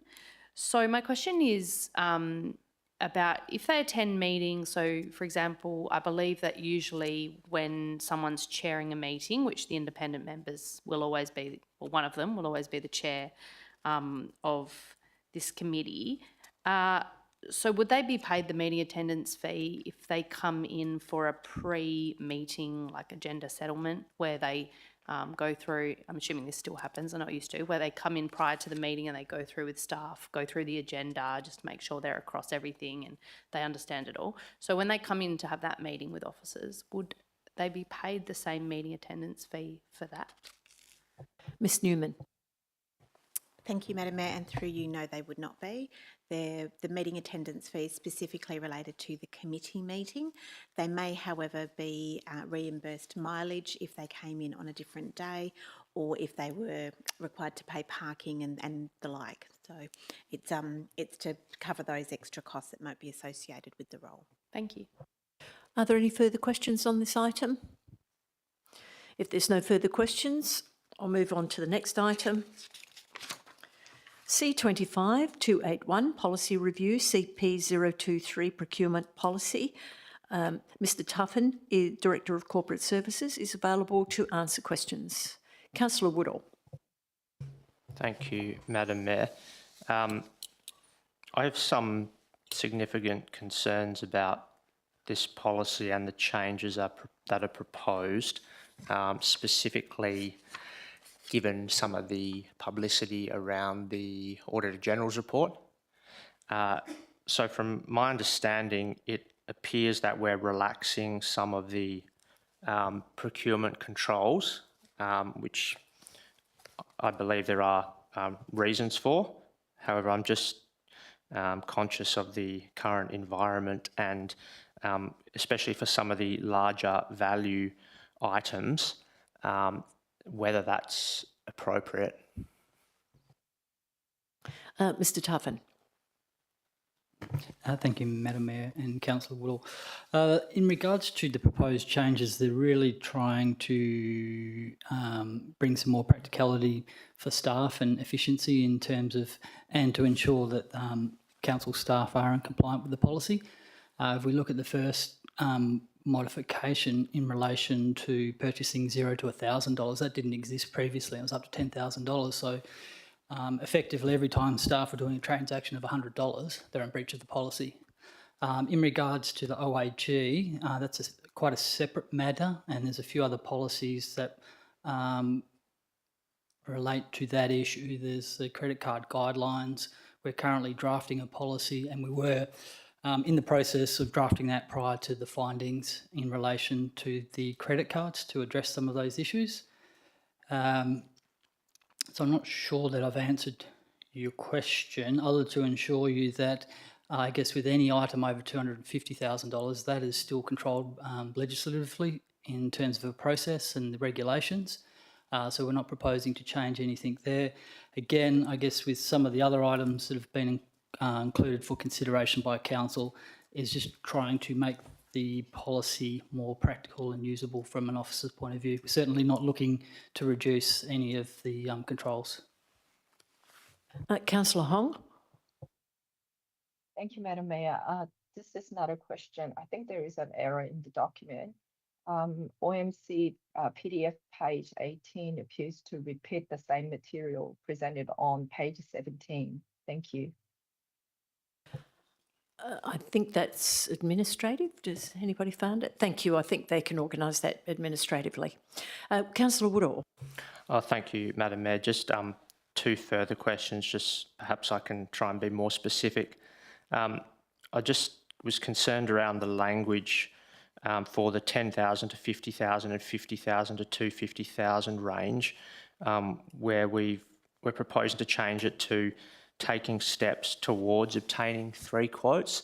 I'm just a bit uncomfortable with that because that could be read as an officer just has to take some steps, but they might only get 1 quote and say, well, I've taken steps. So I just wondered whether different language could be used to say obtaining 3 quotes where practical or where possible or something like that, just to make it clear that the target is still 3. And if for some reason you can't get 3, then it's no longer practical. So it's still complying with the policy. That was the first question. Mr Tuffin. Thank you, Madam Mayor. That is the intention, and that discussion was held at the Policy and Legislative Review Committee in regards to that. So the intention is to still obtain 3 quotes, but also to provide evidence that we've attempted to obtain 3 quotes. So there will be a requirement for staff to place, for argument's sake, if we sent out 3 requests for proposals and we only received 1, all 3 requests that were sent out, we would have documented and evidence to say that we had sent them out. However, we only received 1 because past practices we'll send out for 3, and unfortunately some people are too busy, won't quote, and we can't really hold the work up to try and get 3 every time. Councillor Woodall. Thank you, Madam Mayor. And just the second one, just the last point there, allow officers to obtain only 1 quote from an Aboriginal business up to 50,000. I'm just concerned around the, I guess, lack of market testing there, where I would think that if there is an Aboriginal business that we're intending to use, we would still need to market test to make sure the quote was competitive. So I'm a bit uncomfortable with that because it suggests that we're choosing a business or we're using a quote just based on it's effectively a sole quote that we're receiving, which I don't think was the intent when we passed the RAP. Mr Tuffin. Thank you, Madam Mayor. No, that's correct. That's not the intention to blindly accept a quote. There would still be a competitive process.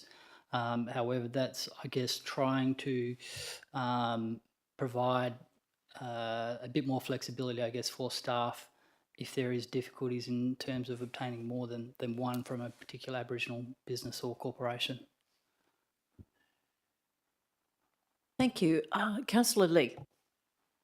Thank you, Madam Mayor. Continuing from Councillor Woodall, the Thursday newspaper, I think CEO replied to the abuse of credit cards for 6 councils. I won't name them, but there were no limit to the number of shops or suppliers to the usage of a credit card. And in fact, one of the councils was even joking. They have 1 policy, and the policy is honesty is the best policy. So back to Mr. Tuffin, he kept saying that we are developing a new policy to contain this spending. So can you expand on the policy that we are working on? Thank you. Mr Tuffin. Thank you, Madam Mayor. Yes, in regards to the OAG credit card performance audit, we currently have a procurement authorisation limits in place which control how much expenditure staff are authorised to incur.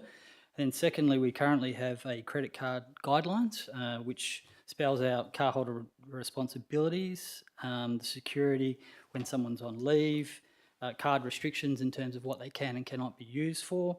They're also required to sign an agreement stating that they acknowledge those conditions of the credit card. But what we're also doing now is just putting a little bit more information around the types of allowable expenditure to be used by the card. So some exist, but we're just expanding on that information. As I believe was reported to Council, many of those findings didn't relate to the City of Melville, particularly in relation to oysters and champagne. There were 6 other local governments involved in that audit. The majority of our findings were in relation to improvements as to some of the controls we currently have in place. Do you want to say something?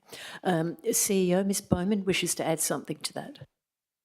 Thank you, Madam Mayor. I just wanted to clarify there was no misuse of City of Melville credit card by credit card holders. There, as Mr Tuffin has said, there were 6 councils involved in the actual audit process. So as I've informed elected members through our elected members bulletin, all of our card holders have used our credit cards appropriately. Council does also receive monthly information about credit card usage in the financial reports that come to Council regarding every transaction. So there's full transparency regarding what payments are being made on City credit cards, and the credit card usage for our audit was all in accordance with Council policies, City policies, and in line with approved usage of those credit cards. Thank you. Councillor Green. Thank you, Madam Mayor. This is possibly going on a bit of a tangent, but it will be quick. for CEO. You said no misuse for us, but identifications of improvements. So that does mean, though, that there were items of misuse from the other councils. Is that your understanding? Mr. Tuffin? Thank you, Madam Mayor. No, I'm not aware of any findings of misuse, rather just perhaps some relaxed conditions around the use of credit cards and whether some of the expenditure was appropriate in terms of the level of expenditure or type of expenditure. But as I understand, no misuse in terms of inappropriate purchases. Okay, thank you. Thank you. Councillor Robbins? Thank you, Madam Mayor. I just want to zoom in on the section of the policy that talks about purchases between 10,000 and 50,000.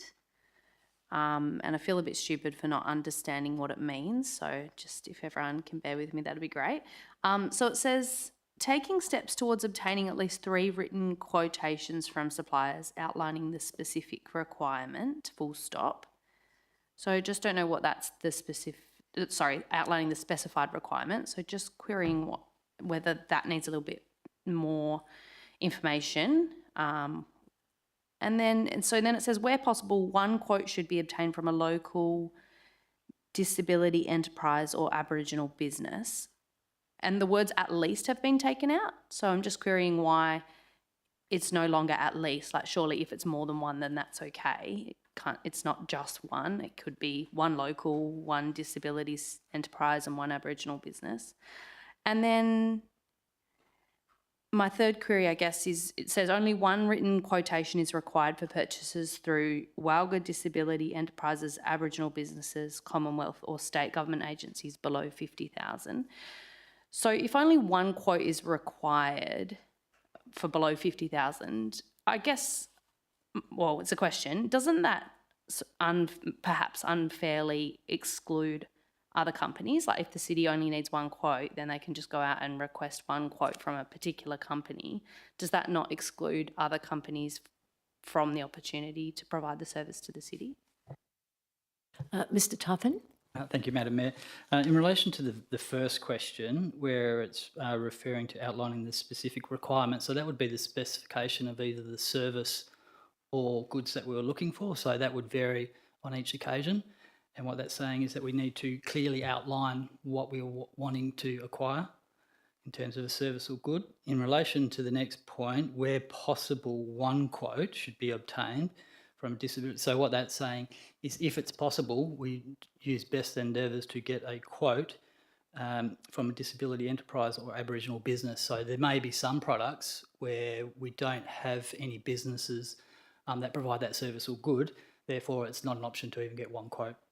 In relation to the last point, only 1 written quote is required for the purchase through Walga Disability Enterprise and Aboriginal businesses, Commonwealth or state agencies below $50,000.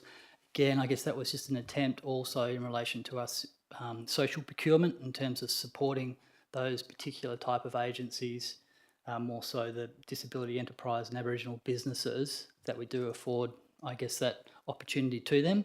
That doesn't necessarily mean, again, that if they're not competitive that we would consider engaging their services or purchasing the goods. Thank you. Could I just have a quick follow-up to that first point? Councillor Thank you, Robbins. Mr. Tuffin. So why then does it include Commonwealth or state government agencies? Like if it's trying to provide more opportunities, which I understand that for the disability enterprises or the Aboriginal businesses, but surely the Commonwealth or state government don't need more opportunities to grow their business? No, I believe it's just, again, in relation, because there are exemptions for Commonwealth and state government purchasing agreements with local governments, and that's just providing a bit more flexibility to staff that if it is a state or government state agency, that the option is only requires 1 quote for up to $50,000 or under $50,000. Councillor Woodall? Yeah, look, I just, on that point, I just have and that if we were looking to spend, say $49,000 on a good or service, I would think that ratepayers would expect that we would get more than one quote for that amount of money. I'm just concerned that if someone were to go out and spend $49,000, I would think, get more than one quote before spending that sort of money.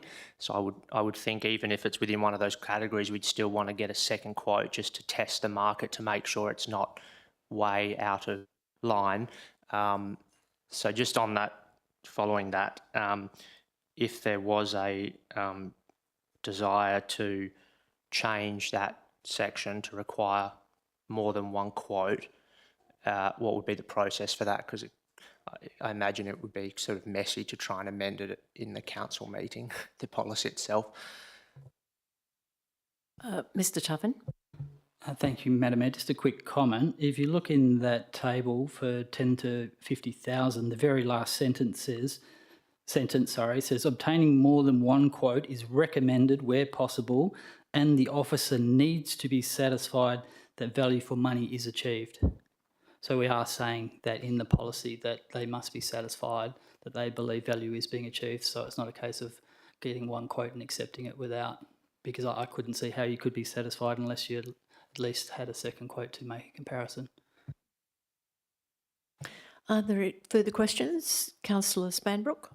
Thank you, Madam Mayor. I couldn't actually see anything in the procurement policy, but I do have a concern with the when we are procuring tenders for specific projects. I'd like to know, perhaps the officers can explain to me where the supplies are coming from. So if we're actually buying from a principal buyer, that principal buyer needs to provide a certificate of those goods, so they haven't come from, made from countries with slave labour, etc., and there are quite a number of concerns regarding that. So even though this policy doesn't actually stipulate that, I know there is another policy that does have some information that mitigates it, but there isn't. I couldn't see anything in this policy that does need to define that. So the projects that we're actually, people who are tendering for them or the companies, that they need to provide something showing that where those supplies are actually coming from. Mr Tuffin. Thank you, Madam Mayor. The policy under section 6.2, modern slavery, does cover the issue you've raised and actually requires a declaration depending on the purchase that's being made. And there's also some commentary around our commitment to ensuring as best we can purchase correctly in addressing those issues you've raised. Just to follow up, please, Madam Mayor, that I understand that with the policy scope, I think it was, that it does say the best value for money, but often the best value for money may not always be the best product, because it may be the cheapest, but may not be the best product. So there's just, I don't know, there's just a few concerns there. Thank you. Was that a question or just a statement? Thank you. Yeah, I'm happy. Mr Tuffin? Yeah, happy to answer that, Madam Mayor.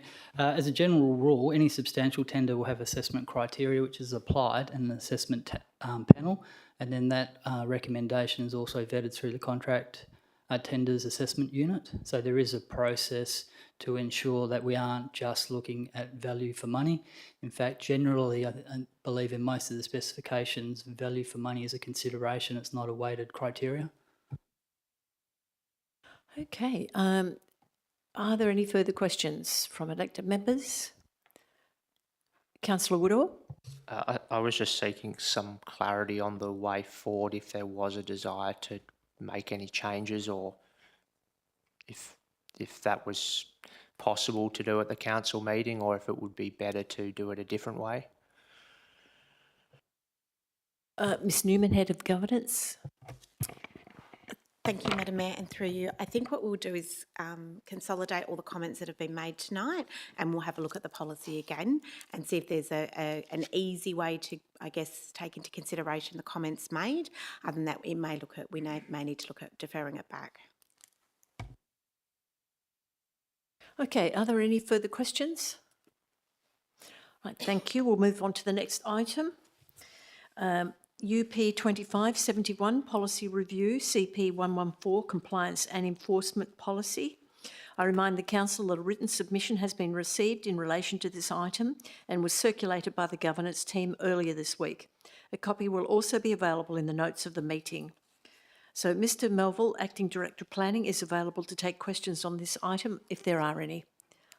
Elected members, any questions? Councillor Fitzgerald. Apologies, Madam Mayor. Not so much a question, but just flagging that elected members may or may not have read through the detailed comments on that. I made some submissions. Some of those have been addressed. A couple haven't. I'm just flagging an intention to move an amendment to that item to include two things that were brought up in the feedback. One is to reinstate a statement that's in our current CEP but that hasn't moved across to the new one, which is just to note that compliance is not optional. I think that as a local government, perhaps sometimes people think that our enforcement mechanisms are somehow lesser than state or federal governments, or that we, are not passing laws and enforcing them. Making that clear, I think, is helpful. And then secondly, only indirectly does the current policy, and this is different to the last policy, note that a reason for escalating our compliance response is that there is a financial advantage to non-compliance. And again, I think it is helpful to spell out that we do not want non-compliance to be seen as a cost of doing business, and that a reason for preferring a more robust response, for example, prosecution over other responses, is that there is a financial advantage to non-compliance, particularly for commercial enterprises. Surely no one wants a situation where, for example, health breaches are being undertaken because it is cheaper to pay fines associated with health breaches than it is to be compliant. So just to flag that those are the two things that I'm planning to add, and will do so by an amendment. Thank you, Councillor Fitzgerald. Councillor Barber. Thank you, Madam Mayor. Look, this is something very close to my heart, and ever since I've been on council, I've been wanting to improve our compliance and enforcement, so I'm pleased that we're having the review. However, I've been on council for 6 years, and I'm still seeing these compliance issues, and it honestly breaks my heart, because not only does it cause grief to, I'm preambling, not only does it cause grief to the residents, but it causes grief to our city officers. So looking at the letter submitted, and it was suggested that some of our learned community members, the Melville residents and ratepayers, wrote the letter, but they're not suggesting it's them, I don't think. But they're suggesting that we get some of our learned community members to act as a bit of a reference group, because let's face it, compliance absolutely and enforcement absolutely affects our community members.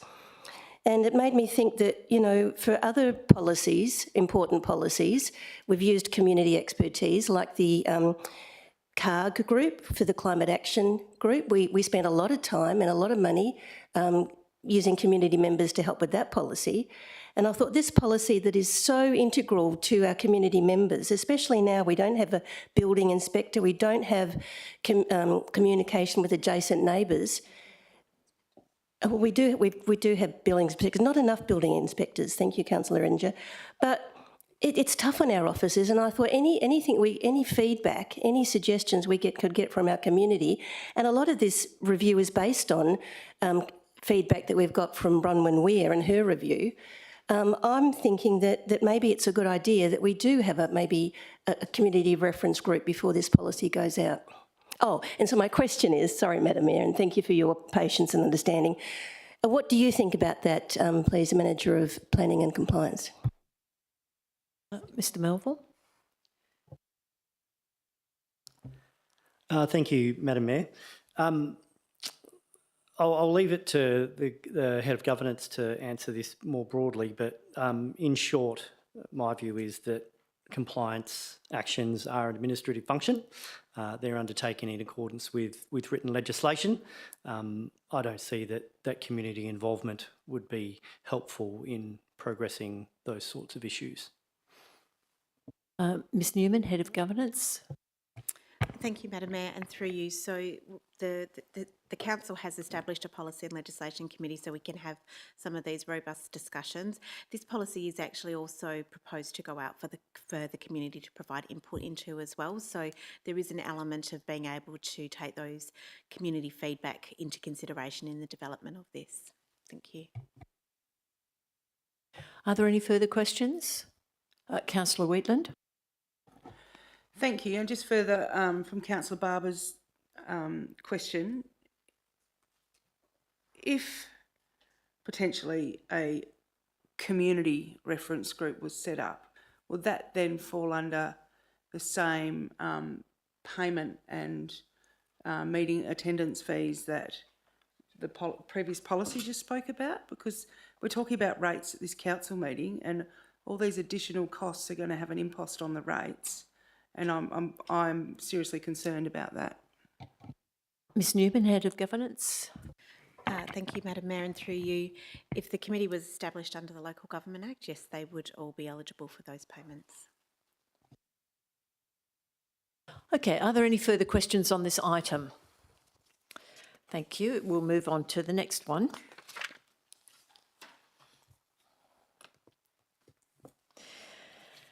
Item C25282, 2025 Annual Review of Delegations, Authorisations and Appointments. So Ms Newman, Head of Governance, will provide an officer presentation prior to questions on this item. Thank you, Ms Newman. Thank you, Madam Mayor, and through you, I will be very, very brief. So this is a statutory review that's required under the Local Government Act, and we undertake this review each year. This year has just been a bit of a tidy up in many cases. In particular, we've updated position titles and we've refined the positions that have been or have delegated authority to align with the changes to our organisational structure. We've also looked at relocating the revision history for each delegation to the end of the document, thereby shortening each of the delegations and making the document more accessible. And we're introducing some new delegations, which in particular DA 130, which is to humanely destroy impounded animals. And this is under a separate delegation and provides a bit more structure around the appointment of that. There's also DA 131, which is the appointment of officers to exercise power of entry. And if this delegation isn't approved, then a council report is actually required for each instance that officers may need to enter a property. New delegation DA 010C to receive, determine and process electoral eligibility and maintain the owner and occupier register. This just assists us with the maintenance of those electoral functions and again is just really an administrative task. There's also an intention to revoke two delegations, DA 046 and DA 049, and these are really authorisations and this just tidies that up. That's a really brief, I guess, overview of that review. Thank you. Councillor Wheatland. Thank you. I've just noticed most of them have just had substantive amendments crossed out. Is that what you just said in long speak? Ms Newman. I think that's what I just said in long speak, yes. So there's generally just tidying up, updating dates, etc. Councillor Green. Thank you. Perhaps for the CEO. I was just wondering if you could elaborate around DA 007, which is, and give us some long speak around the sub-delegation to apply to renewals and lease extensions. Ms Bowman, CEO.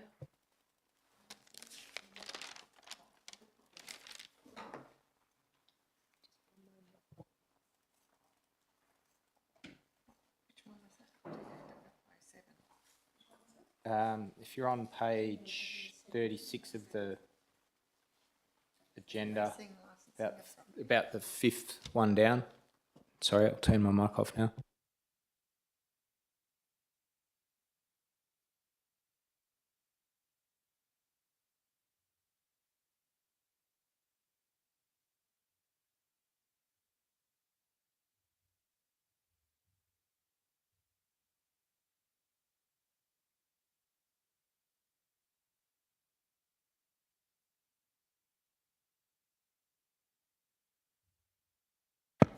Thank you. Sorry, I thought there was a change. Yeah, so there hasn't really been any significant change, but it just provides the CEO with the ability to negotiate leases and license agreements with particular, within certain parameters.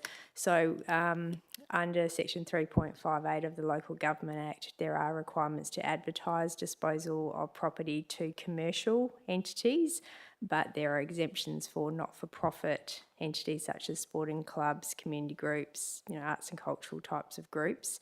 So it is just providing authority to review and enter into those agreements with those not-for-profit or community types of organisations. Thanks. Just a quick Councillor follow-up, Green? if you don't mind. Yes. I presume that would that be sort of preliminary negotiations and then ultimately come before council for lease extensions and things like that? Ms Bowen? Thank you. It's actually up to 10 years, so terms of up to 10 years. So anything over that would come to council for approval. So that's where council's seen a number of items for 21-year lease agreements, even with not-for-profit organisations come up to council. So that delegation's been in place for some time, and it's really just maintaining the status quo around that. Yep. Okay, thank you. Are there any further questions on this item? Councillor Spanbrook. Thank you, Madam Mayor. I do have a question regarding the new DA 131, appoint officers to exercise powers of entry under the section 3.25, 3.27.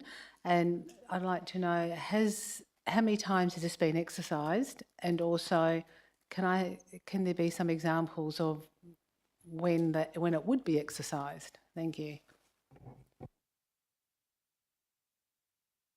Yes, Ms Newman, Head of Governance. Thank you, Madam Mayor. Through you, we'll take that on notice and provide the information in the bulletin. Thank you. Are there any further questions? Let's move on to the next item. C25-283, Common Seal, June 2025.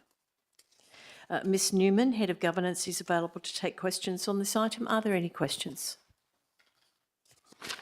Moving on to the next item, C25-284, Investment Statements for April 2025. Mr Tuffin, Director of Corporate Services, is available to take questions. Are there any questions? If there are none, we'll move on to the next item, C25-285, Schedule of Accounts paid for April 2025. Are there any questions for Mr Tuffin? If there are no questions, I'll move on to the next item, which is C25-286, Statements of Financial Activity for April 2025. Are there any questions for Mr Tuffin? If there are no questions, I'll move on to item C25-288, RFT 242512, Restricted Tender Supply and Implementation of a Customer Experience Relationship and Request Management Platform. Now, I'd like to remind Council that there are confidential attachments associated with this item. If elected members wish to discuss the contents of these attachments, I will hold this item to the end of the meeting, and we will so we can go behind closed doors. Are there any questions regarding the attachment? Councillor Edinger, is that a question regarding the attachment? Yes, it is. Okay, we'll hold that item to the end of the meeting, or to the end of the meeting, where we'll discuss it behind closed doors. Right, thank you. Are there any other questions on this item that is not confidential? Okay, thank you. Right, moving on to the next item, CD 2545, Leeming Recreation Centre Needs Analysis. Ms Pickering, Director of Community Development, will provide and offers a presentation prior to discussion on this item. Thank you. You have 5 minutes.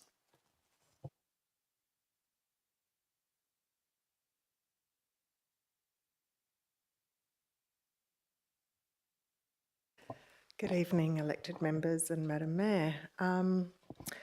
Okay, if I could, thank you. So just by way of background, it was at the December 2024 OCM that Council sought to understand the future role of the Leeming Recreation Centre. The resolution requested that in June 2025 a needs analysis be presented to Council for consideration and further direction. So this report that you see in the June OCM agenda is that draft needs analysis, which includes options for the future development of the site, which can be further explored through a pre-feasibility study. And these subsequent findings being presented in December 2025, along with an officer's recommendation for the future of the site. I could get you to change the slide. Thank you. So in summary, the needs analysis consisted of a demographic, community sporting demand, commercial demand, and functional and technical analysis, including disability access and building condition. In addition, 5 categories of indicative development options were identified, and I won't read everything off the screen, but in summary, these were essential community infrastructure, so a minimum of 3 to 4 indoor multi-use and a shared use satellite club pavilion, either standalone or part of a redeveloped Leeming Recreation Centre, depending on which option is preferred following the pre-feasibility study.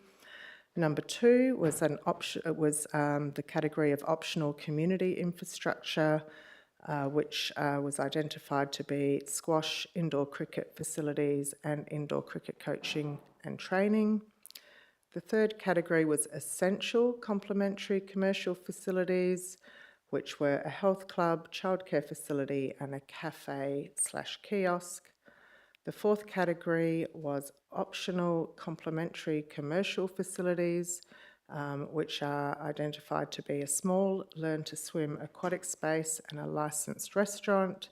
And the fifth one is the essential infrastructure that the Leeming Senior High School require, and that is the physical education facilities and performing arts and music centre. So Megan, if I could, thank you.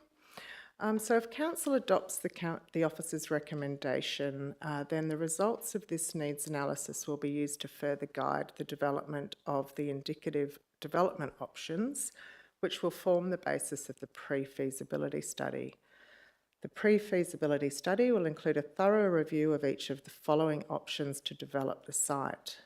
So the 4 options that are included in the report are undertaking compliance upgrades and rectifying items requiring immediate attention only. Secondly, demolishing and disposing of the facility. The third option being upgrading and or enhancing the facility, retaining only the existing facility components, so that's no additional or new facility components. And the fourth option is demolishing the existing facility and replacing it with a new facility, including options for new facility components. And so in the pre-feasibility study, for each of the options, those 4 options I just outlined, the review will include, as a minimum, indicative capital and life cycle costs, external funding opportunities, preliminary town planning considerations, so traffic, environment, land use, etc., management options, key risks for each, recommendations for the next steps, and any other activities to support the city's objectives.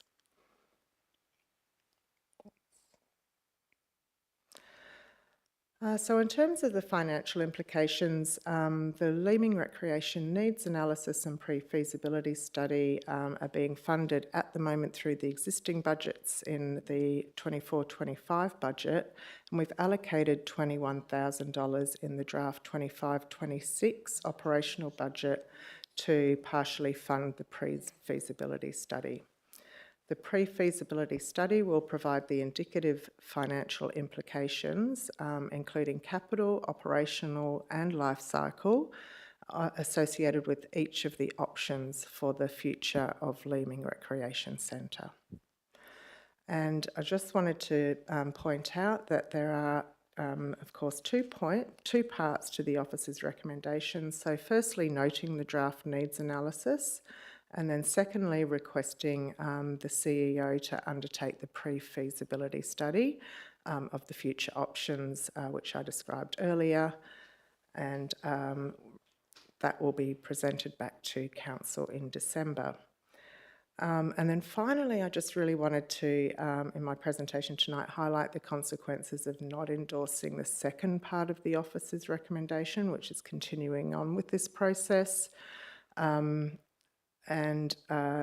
because the pre-feasibility study will provide information that really Council needs to know to be able to make an informed decision on the future of this centre. And so if we don't continue with that study, that information just will not be available, which then puts us or keeps us in the holding pattern that we currently are.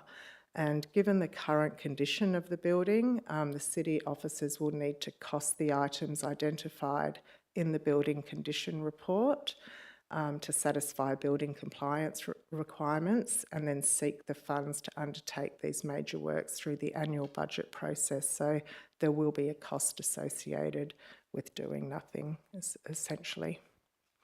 So thank you. Okay, thank you. Ms Pickering, are there any questions? Councillor Edinger. Thank you, Madam Mayor. Thank you for your presentation. I'm just wondering if Leeming Senior High School will be involved from the get-go, because they're like a major stakeholder in this centre, and anything we do will significantly potentially impact them. Thank you. Ms Pickering. Thank you, through you, Madam Mayor, and thank you so much for your question, Councillor Edinger. The school will definitely be involved in this. We've already engaged with them up to this point. They're very aware that the study's occurring. And they're really waiting to see what Council would like to do. They've already gone ahead with a couple of, a bit of work in terms of the schedule of their requirements and thinking about what their options are depending on the way Council would like to go. Yeah, thank you. Thank you, Councillor Lee. Thank you, Madam Mayor. I want to continue from last week. EMIS, I spoke to one of the presenters, and they were saying that the whole project needs to be cost neutral, but I saw you got squashed there, and then his argument was that it's quite good to capture a dying sports because they are less competitor.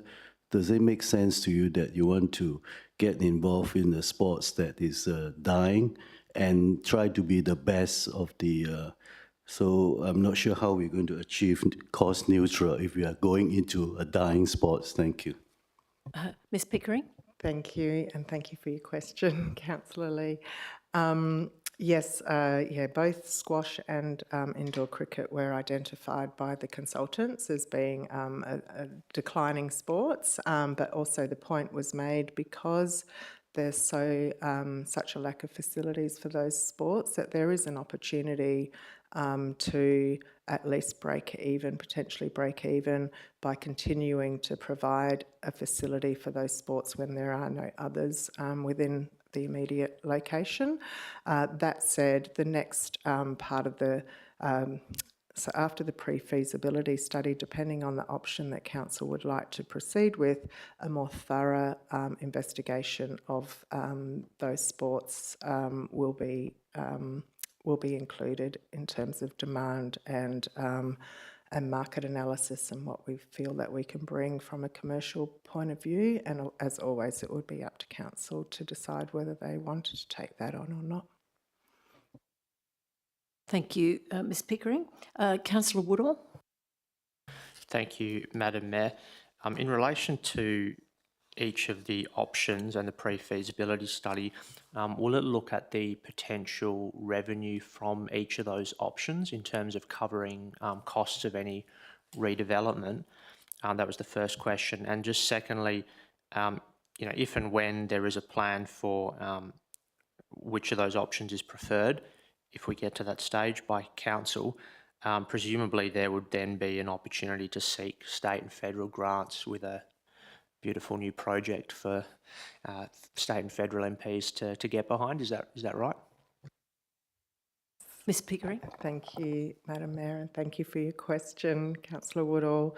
The pre-feasibility stage next will provide a very high-level overview of those 4 different options, and then the very, very granular detail about the commercial return on each of the different aspects of the resulting centre. That work will be done as the next stage once we have guidance from council as to which option they'd like to go with. But certainly some high-level financials will be presented, and also those external funding opportunities, so funding by the commercial sector as well as government sector. So thank you. Thank you, Ms Pickering. Councillor Green. Thank you, Madam Mayor. For Ms Pickering, further to Councillor Woodall's question, the presenters at the EMES made mention of the area being quite unique in the sense that the school is quite integrated with the rec centre, and he said that that's something that's actually being pushed for by the state government at the moment. You're nodding your head a lot, so you're probably answering my question. But are we capturing that and using that as preparing to use that as some leverage for support, state government support? Ms Pickering. Thank you, Madam Mayor. Yes, and it's a really excellent point, Councillor Green. So thank you for your question. Yes, the city is in a really great opportunity with that co-location with the high school. It was actually quite a innovative and creative development when it was put together many, many years ago, and it's still reaping rewards in that the centre is quite full during the day when most centres aren't, and there is an income that's generated as a result of that. And of course, as you rightly noted, it's something that the Department of Education would like to pursue more of, and so this could be a great role model for the Department of Education and state government in general going forward. Thank you, Ms Pickering. Councillor Lim. Sorry, I wasn't putting my hand up. Thank you. Oh, right. Oh, you must have been waving at me. Thank you. Councillor Wheatland. Thank you, Madam Mayor, and thanks for your presentation. Look, first of all, I'm just a little bit gobsmacked that this has been left off the long-term financial plan for so long. It's such a critical precinct, and I'm really excited to see potential realised in that space, but I do have concerns. But I know I'm not going to preempt anything because this is just a feasibility study. How much will that cost? Did you mention that in the? Ms Pickering. Sorry, please. Thank you, through you, Madam Mayor. Can I just clarify the cost of the pre-feasibility study? Yes, thank you. So we've there's $21,000 that's allocated next financial year for the pre-feasibility study. Okay, Councillor Spanbrook. Thank you, Madam Mayor, and thank you, Councillor Wheatland. It is quite a critical piece of infrastructure in that area and is very much needed. And I just want to just raise something first before I ask my question, is that the centre itself at this stage currently has more than 3,300 customers that go through it weekly. That doesn't include spectators, and it does not include the students from the Leeming Senior High School. So it is very much an integral piece of infrastructure in that area. So my question is, with it being multi-shared with the school, and I know the school very much would like to see it upgraded, or whether it be a new building that's to be decided, that how will that actually look from a community perspective with the school use? Because I know they'd love to have their own gym, a state-of-the-art performing arts centre there as well, and that is all going to be costly. And of course, it needs to be some pretty strong collaboration with the Department of Education, so the community do not miss out on anything, that it will still be there for the community to work as well with the school. So how would that look? Thank you. Ms Pickering. Thank you, Madam Mayor. Thank you for your question, Councillor Spanbrook. Yeah, I think, I mean, it really depends. At the moment, there are definitely, although the relationship is working well with the school, there's definitely some improvements that if you were to upgrade the facility or even rebuild a facility, that you would design differently in terms of the school's access and use, particularly around the Performing Arts Centre and the location of the parts of the facility that they use most being located closer to the school. It's quite a long way from the school at the moment, and they have a special needs department, quite a large well-regarded special needs department, and those students find it really difficult getting across to the site. So there's definitely improvements from a design perspective. In terms of usage, I think that would really, the usage in terms of the daytime works really well at the moment, in that it is quite contained for the school, and then the Performing Arts Centre is used by them occasionally outside of school hours.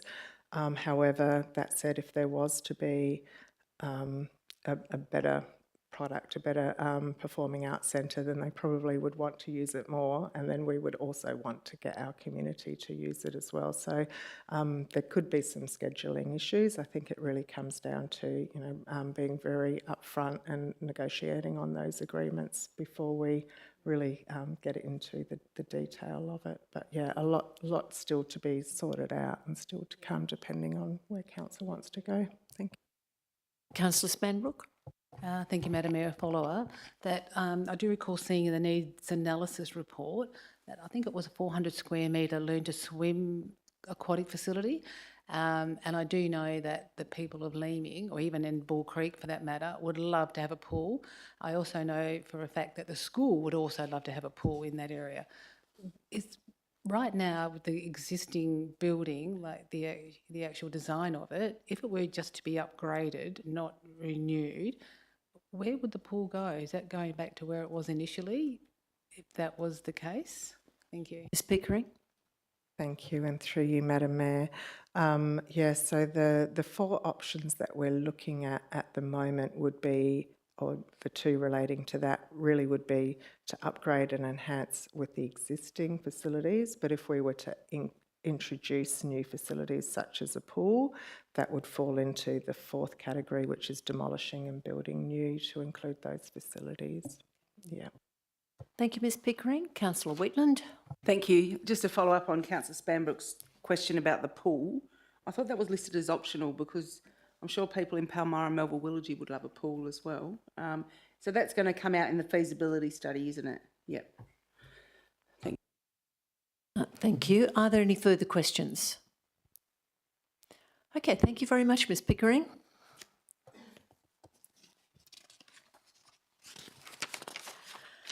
Moving on to the next item, CD 2546, proposed parking station, former Bridge Club location, 792 and 794 Canning Highway, Applecross. Ms Pickering, Director of Community Development, and Mr Emery, Head of Community Safety, will now provide an officer presentation prior to questions on this item. Thank you. Thank you, Madam Mayor. So this item, CD 2546, is in relation to the old Bridge Club site. As many of you would know, it's currently a car park already there. It's being used quite regularly by commuters between Monday and Friday. The report gives Council the opportunity to explore formalising that parking area into a paid parking station. We're responsible for the management of the land and maintenance of the land, so there's obviously a cost associated to that. Implementing the paid parking would help the city recoup some of that cost associated to it. As part of the material of the report, we're looking at applying the parking restrictions Monday to Friday, so meaning the weekends will remain fee-free, but primarily looking at the commuters that are using the area to commute to the city during the day. That also provides some equitable parking in relation to other areas where they have to pay for parking to use transport. This also gives us the opportunity to look at the parking there. It'll be between 8 a.m. to 5 p.m. What we're proposing is an initial flat rate of $5 per day, because most people who use it park in the morning, stay there till evening and go. We don't need necessarily a higher turnover at this area. In relation to the cost of implementing it, we're looking at a budget of between $8,000 and $10,000. That's primarily just for line marking, some additional signage that's required. And as you'll see from the photo on the right of the slide, the blue area is the parking station, so it will cover all 4 lots, and then the yellow verge area is adjacent to the parking station. We've got the foresight to look at, if you start implementing paid parking, naturally people will just park on the verges to avoid that fee. What we're looking at doing is having that as a 4-hour fee-free period, so it doesn't stop contractors using the verge if they're servicing people or neighbours' properties. But if they stay for longer than 4 hours, then that $5 fee would come into effect. So we're trying to entice people to use the parking station and not park on the verges nearby. If we just go to the next slide. In terms of financial projections, we looked at a $5 daily fee as a pragmatic fee. Any higher than that, and it starts to come into competition with people who rather just drive into the city and use City of Perth parking. But also it's not low enough that people would be enticed to use it for long-term destination planning. A conservative figure of $5 at 90% occupancy, assuming it's Monday to Friday, based on only 50 weeks a year, taking into account Christmas and Easter, could potentially generate a revenue of $48,000. So, you know, repaying their initial outlay quite quickly. Comparative analysis is there. City of Perth parking is between $15 and $18. So if you increase that $5 fee too much, it does start to take into account people's fees for Transperth commuting. It goes without saying, the Transperth parking at Murdoch and Bull Creek are obviously substantially cheaper. However, there is also a parking demand issue there. Most people can't find bays because of there's too limited supply and over-utilisation. If we go to the next slide, just procedurally, because this would be the establishment of a paid parking station, will require a council decision for the establishment of the parking station, that blue area, but we'll also need council's decision to make the adjacent verges a metered zone also. And then we have added it into the fees and charges for next year, the draft fees and charges. So if council makes any amendments to the officer's recommendation, we would have to reflect that in the draft fees and charges going before council next week. Thank you very much. Councillor Edinger. Thank you, Madam Mayor. Thank you for your presentation. I have a couple of questions. Are you anticipating people parking in the sandy areas? Thank you, through the chair. It's likely to happen. It's currently happening now. So what the signage would be reflective is, if they do park in the sandy areas, our expectation is they would still purchase a ticket, and failing to do so, it would be an offence. That's why the purpose of it is to designate that entire area as a parking station. So is the city going to put any markings or infrastructure in place to show where people should be parking in those sandy areas? Mr. Emery. Thank you. Our preference is for them not to park there, but if they do so, there will definitely be some signage up in advising them that they would still need to purchase a ticket. Okay. And do you know when the marketing, this might be for the CEO, when the marketing campaign will occur for the sale of the land, and how long that campaign will be, and like, is there an anticipated potential date? Because that will affect how long the parking can occur for. Thank you. Mr. Tuffin. Sorry, Madam Mayor, could you repeat that question, please? Just how long will the marketing campaign be for the sale of the land, and do you have an anticipated settlement date if someone buys it? No, the process at this point is requesting for proposals. 410 that will be open for 6 weeks, and 788 Canning Highway is proposed to be open for 8 weeks.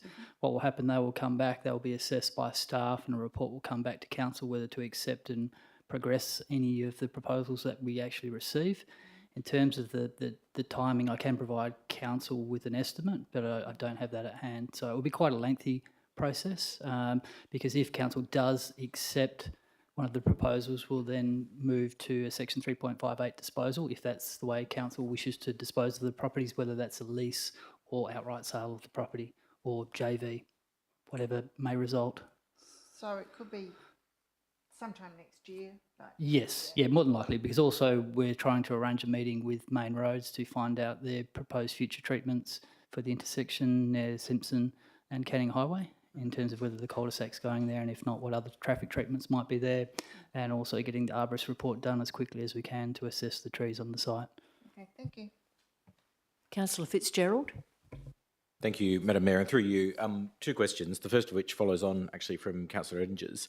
I wonder if, given that we're out for a request for proposals on this site, it might not be prudent to wait for the result of that, because there's the potential we could get an excellent proposal that we want to move ahead with very quickly, or alternatively, setting up a conflicting use, raising community expectations that parking will continue to be available here, might conflict with sort of the requests or the proposals that we get. So I just wonder, what is the scope for saying, okay, if we're going to do this, let's wait until after the responses to the request for proposals come in?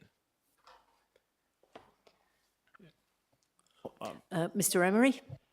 Yeah, so probably a couple parts to the response to that is, if you look at it purely from a financial perspective, there would be an income obtained from this the sooner we do this. And secondly, once it goes through that process, it may be a condition where it's still used as a temporary parking station up until the planning approval process for whatever that future land could be used for is completed and the site handed over. Part of the rationale with the new signage to be installed will be making it very clear that this is a temporary parking facility. At the moment, there is no signage there, so it does lend itself to the community believing it could be a permanent fixture. So part of the new signage would be making that very clear. Mm. And the second question I have is just on the practicalities and logistics of having ticketed parking for the sandy areas, but notionally not wanting people to park there. It just, again, in theory, we should be ticketing everyone who is parked on the sandy areas currently because they're parked illegally. I can understand for pragmatic reasons that we're not doing that, but I worry that it puts us in a difficult position when we are endorsing you can park here and not elsewhere, knowing full well people are going to park elsewhere, and then effectively them paying a fee for that, when in fact what they're doing is a breach of the parking regulations. I'm not sure how we manage that.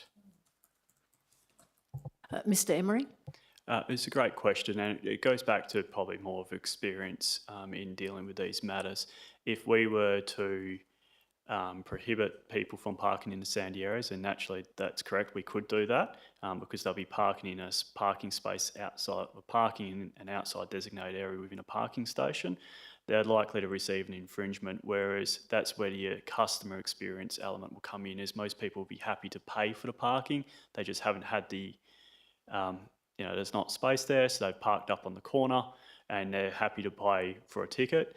That's probably where the preference would lay in saying that our preference isn't for people to park in the sandy areas, but if they did and they purchase a ticket, then we wouldn't be infringing them. I guess I just worry that, elsewhere in the city, if we had a scenario where a car park was full in, Point Walter or wherever else, we wouldn't necessarily want to be encouraging people to, buy a ticket and park somewhere you oughtn't to be parking. So how do we manage the perception that we're endorsing it here and not elsewhere? Mr Emery?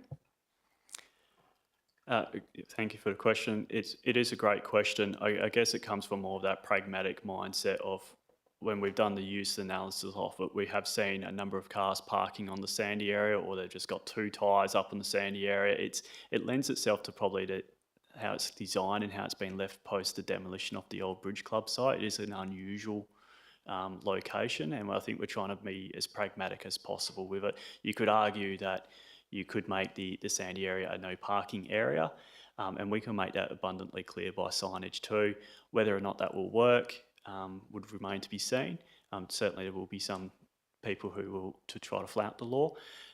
Again, it will come back to if council decide that they wanted to make that a prohibited area, then we would enforce it and make the signs reflective of council's decision. Councillor Barber.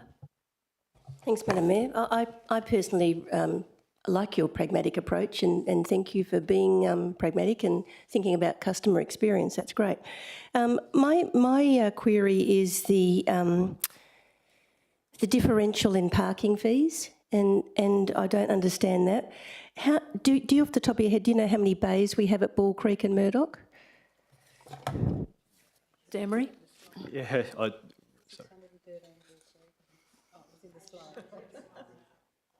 Thanks very much. And the other thing is the $4 on the verge versus, 4 hours free, and then they pay. But I'm thinking it's just across the road from the Risley Activity Centre, which is 3 hours free, then they pay. So I'm thinking why have we got these differential in parking payments? Mr Emery? Thank you. The 4 hour free area for the verges nearby is really to cater for people who live nearby on Tane Street and Simpson Street. We don't want it to impact them by this proposal, and occasionally they may have contractors arriving and using the verges nearby. So what we're doing is providing that opportunity for them to use it without paying for a fee. But if they are using the verges as overflow, for lack of better words, for the parking station as commuter use, then what we're trying to do is make sure that they pay the same fee. Because as you can imagine, if we apply a fee to the parking area, most people would then just park on the nearby verges to avoid the flat rate. So we're taking the incentive of that away, but also not impacting the neighbouring residents. Just following up though, but I think you're giving incentive at 4 hours free parking. Too much incentive. I think that you should be cutting it down a bit to at least 3 hours free to stop people taking advantage of that. And, it's lovely. I don't know that we have to accommodate the verge for the people on Tane Street, because presumably their visitors can park in the street. I think you're being too nice on your customer experience now. So that's my suggestion. Okay. Right, we've got Councillor Edinger. Thank you, Madam Mayor.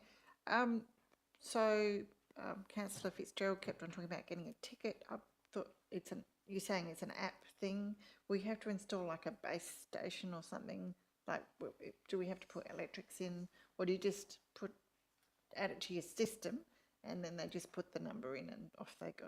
Is that how it works? And so people won't be able to get a physical ticket. This is basically what I'm asking. Thanks. Mr Emery? Thank you for the question. Yes, you're correct. So we'll use Easy Park. It's an app we use across the city already. We'll put up a sign that has a unique identifying number to it and a QR code that people can download the app and pay. So the type of people that are using this parking station are regular commuters. They go into the same place every single day. We're not trying to create a new parking destination for people. We're just really trying to identify and target the people who are using it already. So having it by app means that it provides us flexibility. We're also not increasing our capital expense because, as we know, this is not a long-term parking solution, it's a temporary one. So we're trying to limit rather than put in power, put in a new parking meter, all of that sort of stuff. Can I ask a follow-up? Yes, Councillor Edinger. So then what's the $8,000 to $10,000 for the implementation actually for? Thank you. Mr Emery? Thank you. It's for line marking. Because the car park has degraded, what we're trying to do is put in new line marking, make sure it's very clear where the parking bays are, as well as the signage within the area too. Councillor Green. I was just wondering, probably following on from Councillor Fitzgerald's what to do with the sand area. Without wanting to be too slapdash about it, I guess I was just wondering, is there a cheap solution to sort of improve the sandy area? Drop a few loads of blue metal or bauxite or something, something that would be, not too expensive, but not too impactful on a development as well. Mr Emery? We don't have indicative pricing for this subject site, but prior experience suggests that once we road base it, then we have to look at potentially asphalt because the road base gets turned up quite quickly. Then you need to look at recycled bitumen that again comes at a cost. It's probably best to look at what the longer term plan of the site is before we start increasing the capital requirement, because quite quickly you're not going to see a return on investment. You're just providing more of a temporary facility, which we'll try to discourage. Thank you. Councillor Wheatland. Thank you. Just a further question from Councillor Barber's observation about the proximity to the Risley Street Activity Centre and the parking that we're having, concerns that we're having there from local businesses. I agree with Councillor Barber with the 3 hours. I think we should try and match what they do over there. Is there all-day parking over there at the Risley Activity Centre? If so, do you know how much that costs? Mr Emery, would you be able to answer that? Yeah, what's the cost all day? We'll have to, thank you. The all-day parking at Risley Centre is mixed between city parking as well as private parking. Yep. So we are working with the businesses in that area to try to consolidate the parking or improve that experience for community. I'll look into what the all-day parking fee is in the city's areas, and we can get back to you. We'll take that question on that. Just my concerns on that is when Councillor Barber said that the proximity, that if the all-day parking is expensive in the private parking or the city parking, they might just park across the road and walk across the road. And then, well, it would be a good thing, but then the commuters wouldn't have anywhere to park. You know, like, so I just want to, like, clarify that because, you know, I would park across the other side of the road if it was cheaper. Mr Emery? I guess the most practical response would be is if that was the case, they'd be doing it now because it's free. Councillor Woodall? Thank you, Madam Mayor. Just 2 questions. The first was just I share Councillor Fitzgerald's concerns around having a sort of undefined parking area without clarity as to whether it's part of the formal parking. I think in some other city car parks it says, you know, parking in marked bays only. So yeah, I mean, I think from a compliance and enforcement point of view, sort of saying people can park on the sandy area, but it's not going to be formal parking, it sort of gets into a grey area and I think sends sort of maybe mixed messages. So I would probably prefer to just see parking in the marked bays only, and you know, any parking on the sandy area is basically infringed as if they're parking somewhere where they're not meant to be. So that was sort of the first thing, and whether that was something that could be looked at. And just secondly, I think it's great that we're undertaking the review of this site, given it is being used for commuter parking, and there's, you know, potential revenue there which we should be maximising. But I guess I was going to ask, are we also going to be having a look at other potential areas in the city where, you know, commuters might, I guess, make the most of free parking where there isn't perhaps, you know, good enforcement or there isn't ticketed parking? Is that something that could also occur? Mr Emery? In relation to the ongoing review of parking areas, we are doing that actively at the moment, especially around the Canning Bridge area, trying to look at streets that are being used as informal commuter parking, and you'll see that over a matter of the coming year with items coming back to council. Thank you. Councillor Spanbrook? Thank you, Madam Mayor. I'm wanting to actually maximise, you know, the return on this as much as possible without formalising it. So as you said earlier, you don't want people to get too used to it because it's only temporary. So therefore, what harm is there just putting up a parking meter, whether it be coin or operated or not, which they'd be more economical, and because everyone's got usually $2, $1, $3 or $5, and they throw it in the machine and they can just park wherever, and that way then even if it's in the sandy area, does it really matter? Because it's only going to be a temporary option, and by formalising it and putting parking bays and everything, well, there are more perhaps more issues to do with compliance or any other issues. Then it costs more costly to actually manage it, to have the the ranger go down there and check it, make sure everyone's in all parked or all in an orderly fashion, and just because it's only temporary, so Is not that put too a much money question? into it. I'm not certain it is. Have you got an answer, Mr. Emery?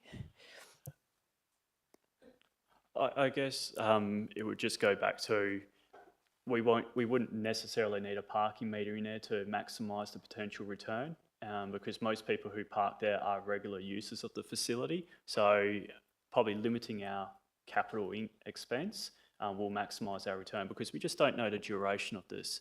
If we knew that this was going to be a parking facility for 10 years, we could put up a capital plan that would have a return on investment over a longer period of time. So I guess it just resists the urge of putting too much infrastructure in there without knowing what the end date of this project would be. Can I ask you, are you calling it a temporary parking area? Because I'm just thinking if you call it temporary parking, that gives everybody the idea it is temporary. And not only that, it doesn't matter if they park anywhere.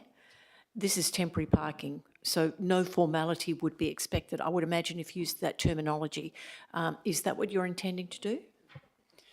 Thank you, Madam Mayor. That's exactly right. So all the signage will make it very clear that this is a temporary parking station.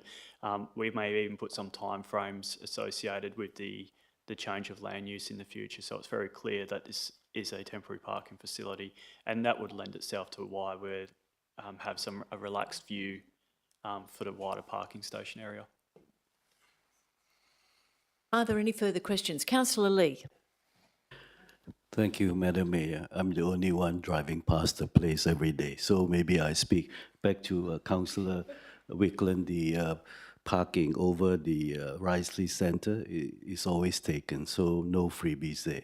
So my question is, if you did mention about the parking overflow when they have to pay the $5, so it will flow onto the side curbs, like what they're doing further up. So then you're actually replacing the problem, that people want free parking, and the infringement is not really handed out at all. So you move the problem to somebody's neighborhood, and only time they get caught is when they ring up the ranger, and so I'm not sure where that will lead to. Thank you.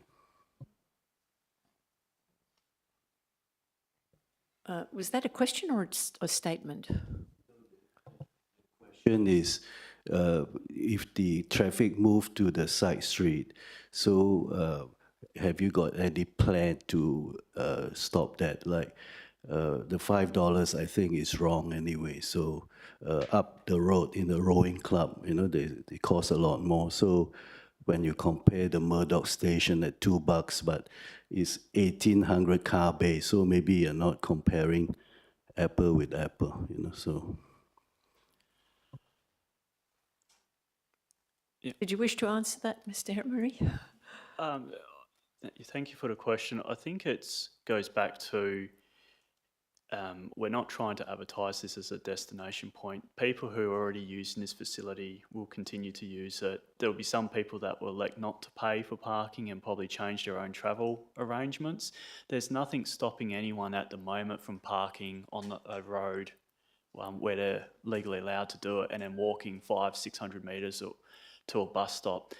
The reality of it, people just don't do that. Otherwise, we would be seeing it now all across parts of the city.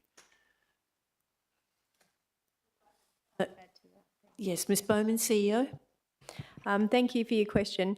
If there was to become an issue with parking along Tane Street or Simpson Street, then the city would be able to look at further parking restrictions. So that is something that is open to the city if there was to become an issue with people parking potentially legally further down the street, but it was causing issues for nearby residents, then we could also potentially review the parking controls in those streets to manage any issues. Okay, are there any further questions? Right, thank you very much, Mr Emery and Ms Pickering. Thank you. All right, item 15, motions with previous notice. There are no motions with previous notice for discussion this evening. Item 16, motions without previous notice. There are no motions without previous notice for discussing this evening. Item 17, matters for which the meeting was closed to the public. We haven't got there yet. We're going to close the meeting at this point. So we have Morrow Muse we've already discussed, so it's only item C 25288 RFT 242512, the restricted tender, which has a confidential attachment. Since there are questions that need to be asked on this, I need a mover and seconder to go behind closed doors. Thank you. Councillor Green, were you moving that? And Councillor Edinger seconding it? I don't know. Is there anyone against? All right, no voice to the contrary. I declare it carried. We're going behind closed doors and we're just turning off the live streaming, so just give us a few moments.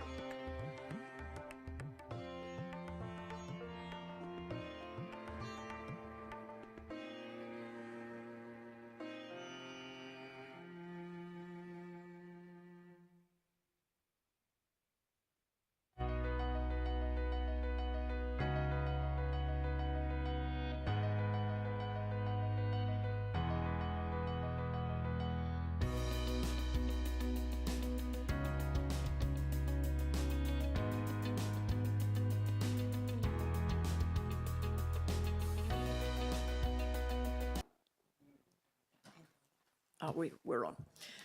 Okay, we're up to item 18, decisions made while meeting was closed to the public. For the purposes of the notes, the following items were discussed behind closed doors. Item C25-288, RFT 24512, restricted tenders, supply and implementation of a customer experience, relationships and requested management platform. Right. Now, we're up to number 19. What was the decision? No, we were just asking, it was just a discussion, questions. 19, closure. Prior to the meeting closure, I'd like to remind the Council of the following late items to be distributed this week. Item M2552, City of Melville Corporate Business Plan, 2025 to 2029 Annual Review, and item C25-287, consideration and adoption of the 25-26 budget. For the purposes of the minutes, can the following councillors please confirm they are still in attendance? Councillor Hong. Yes, I'm still present. Okay, thank you. There being no further business, I declare the meeting closed at 9:28. Thank you for your attendance.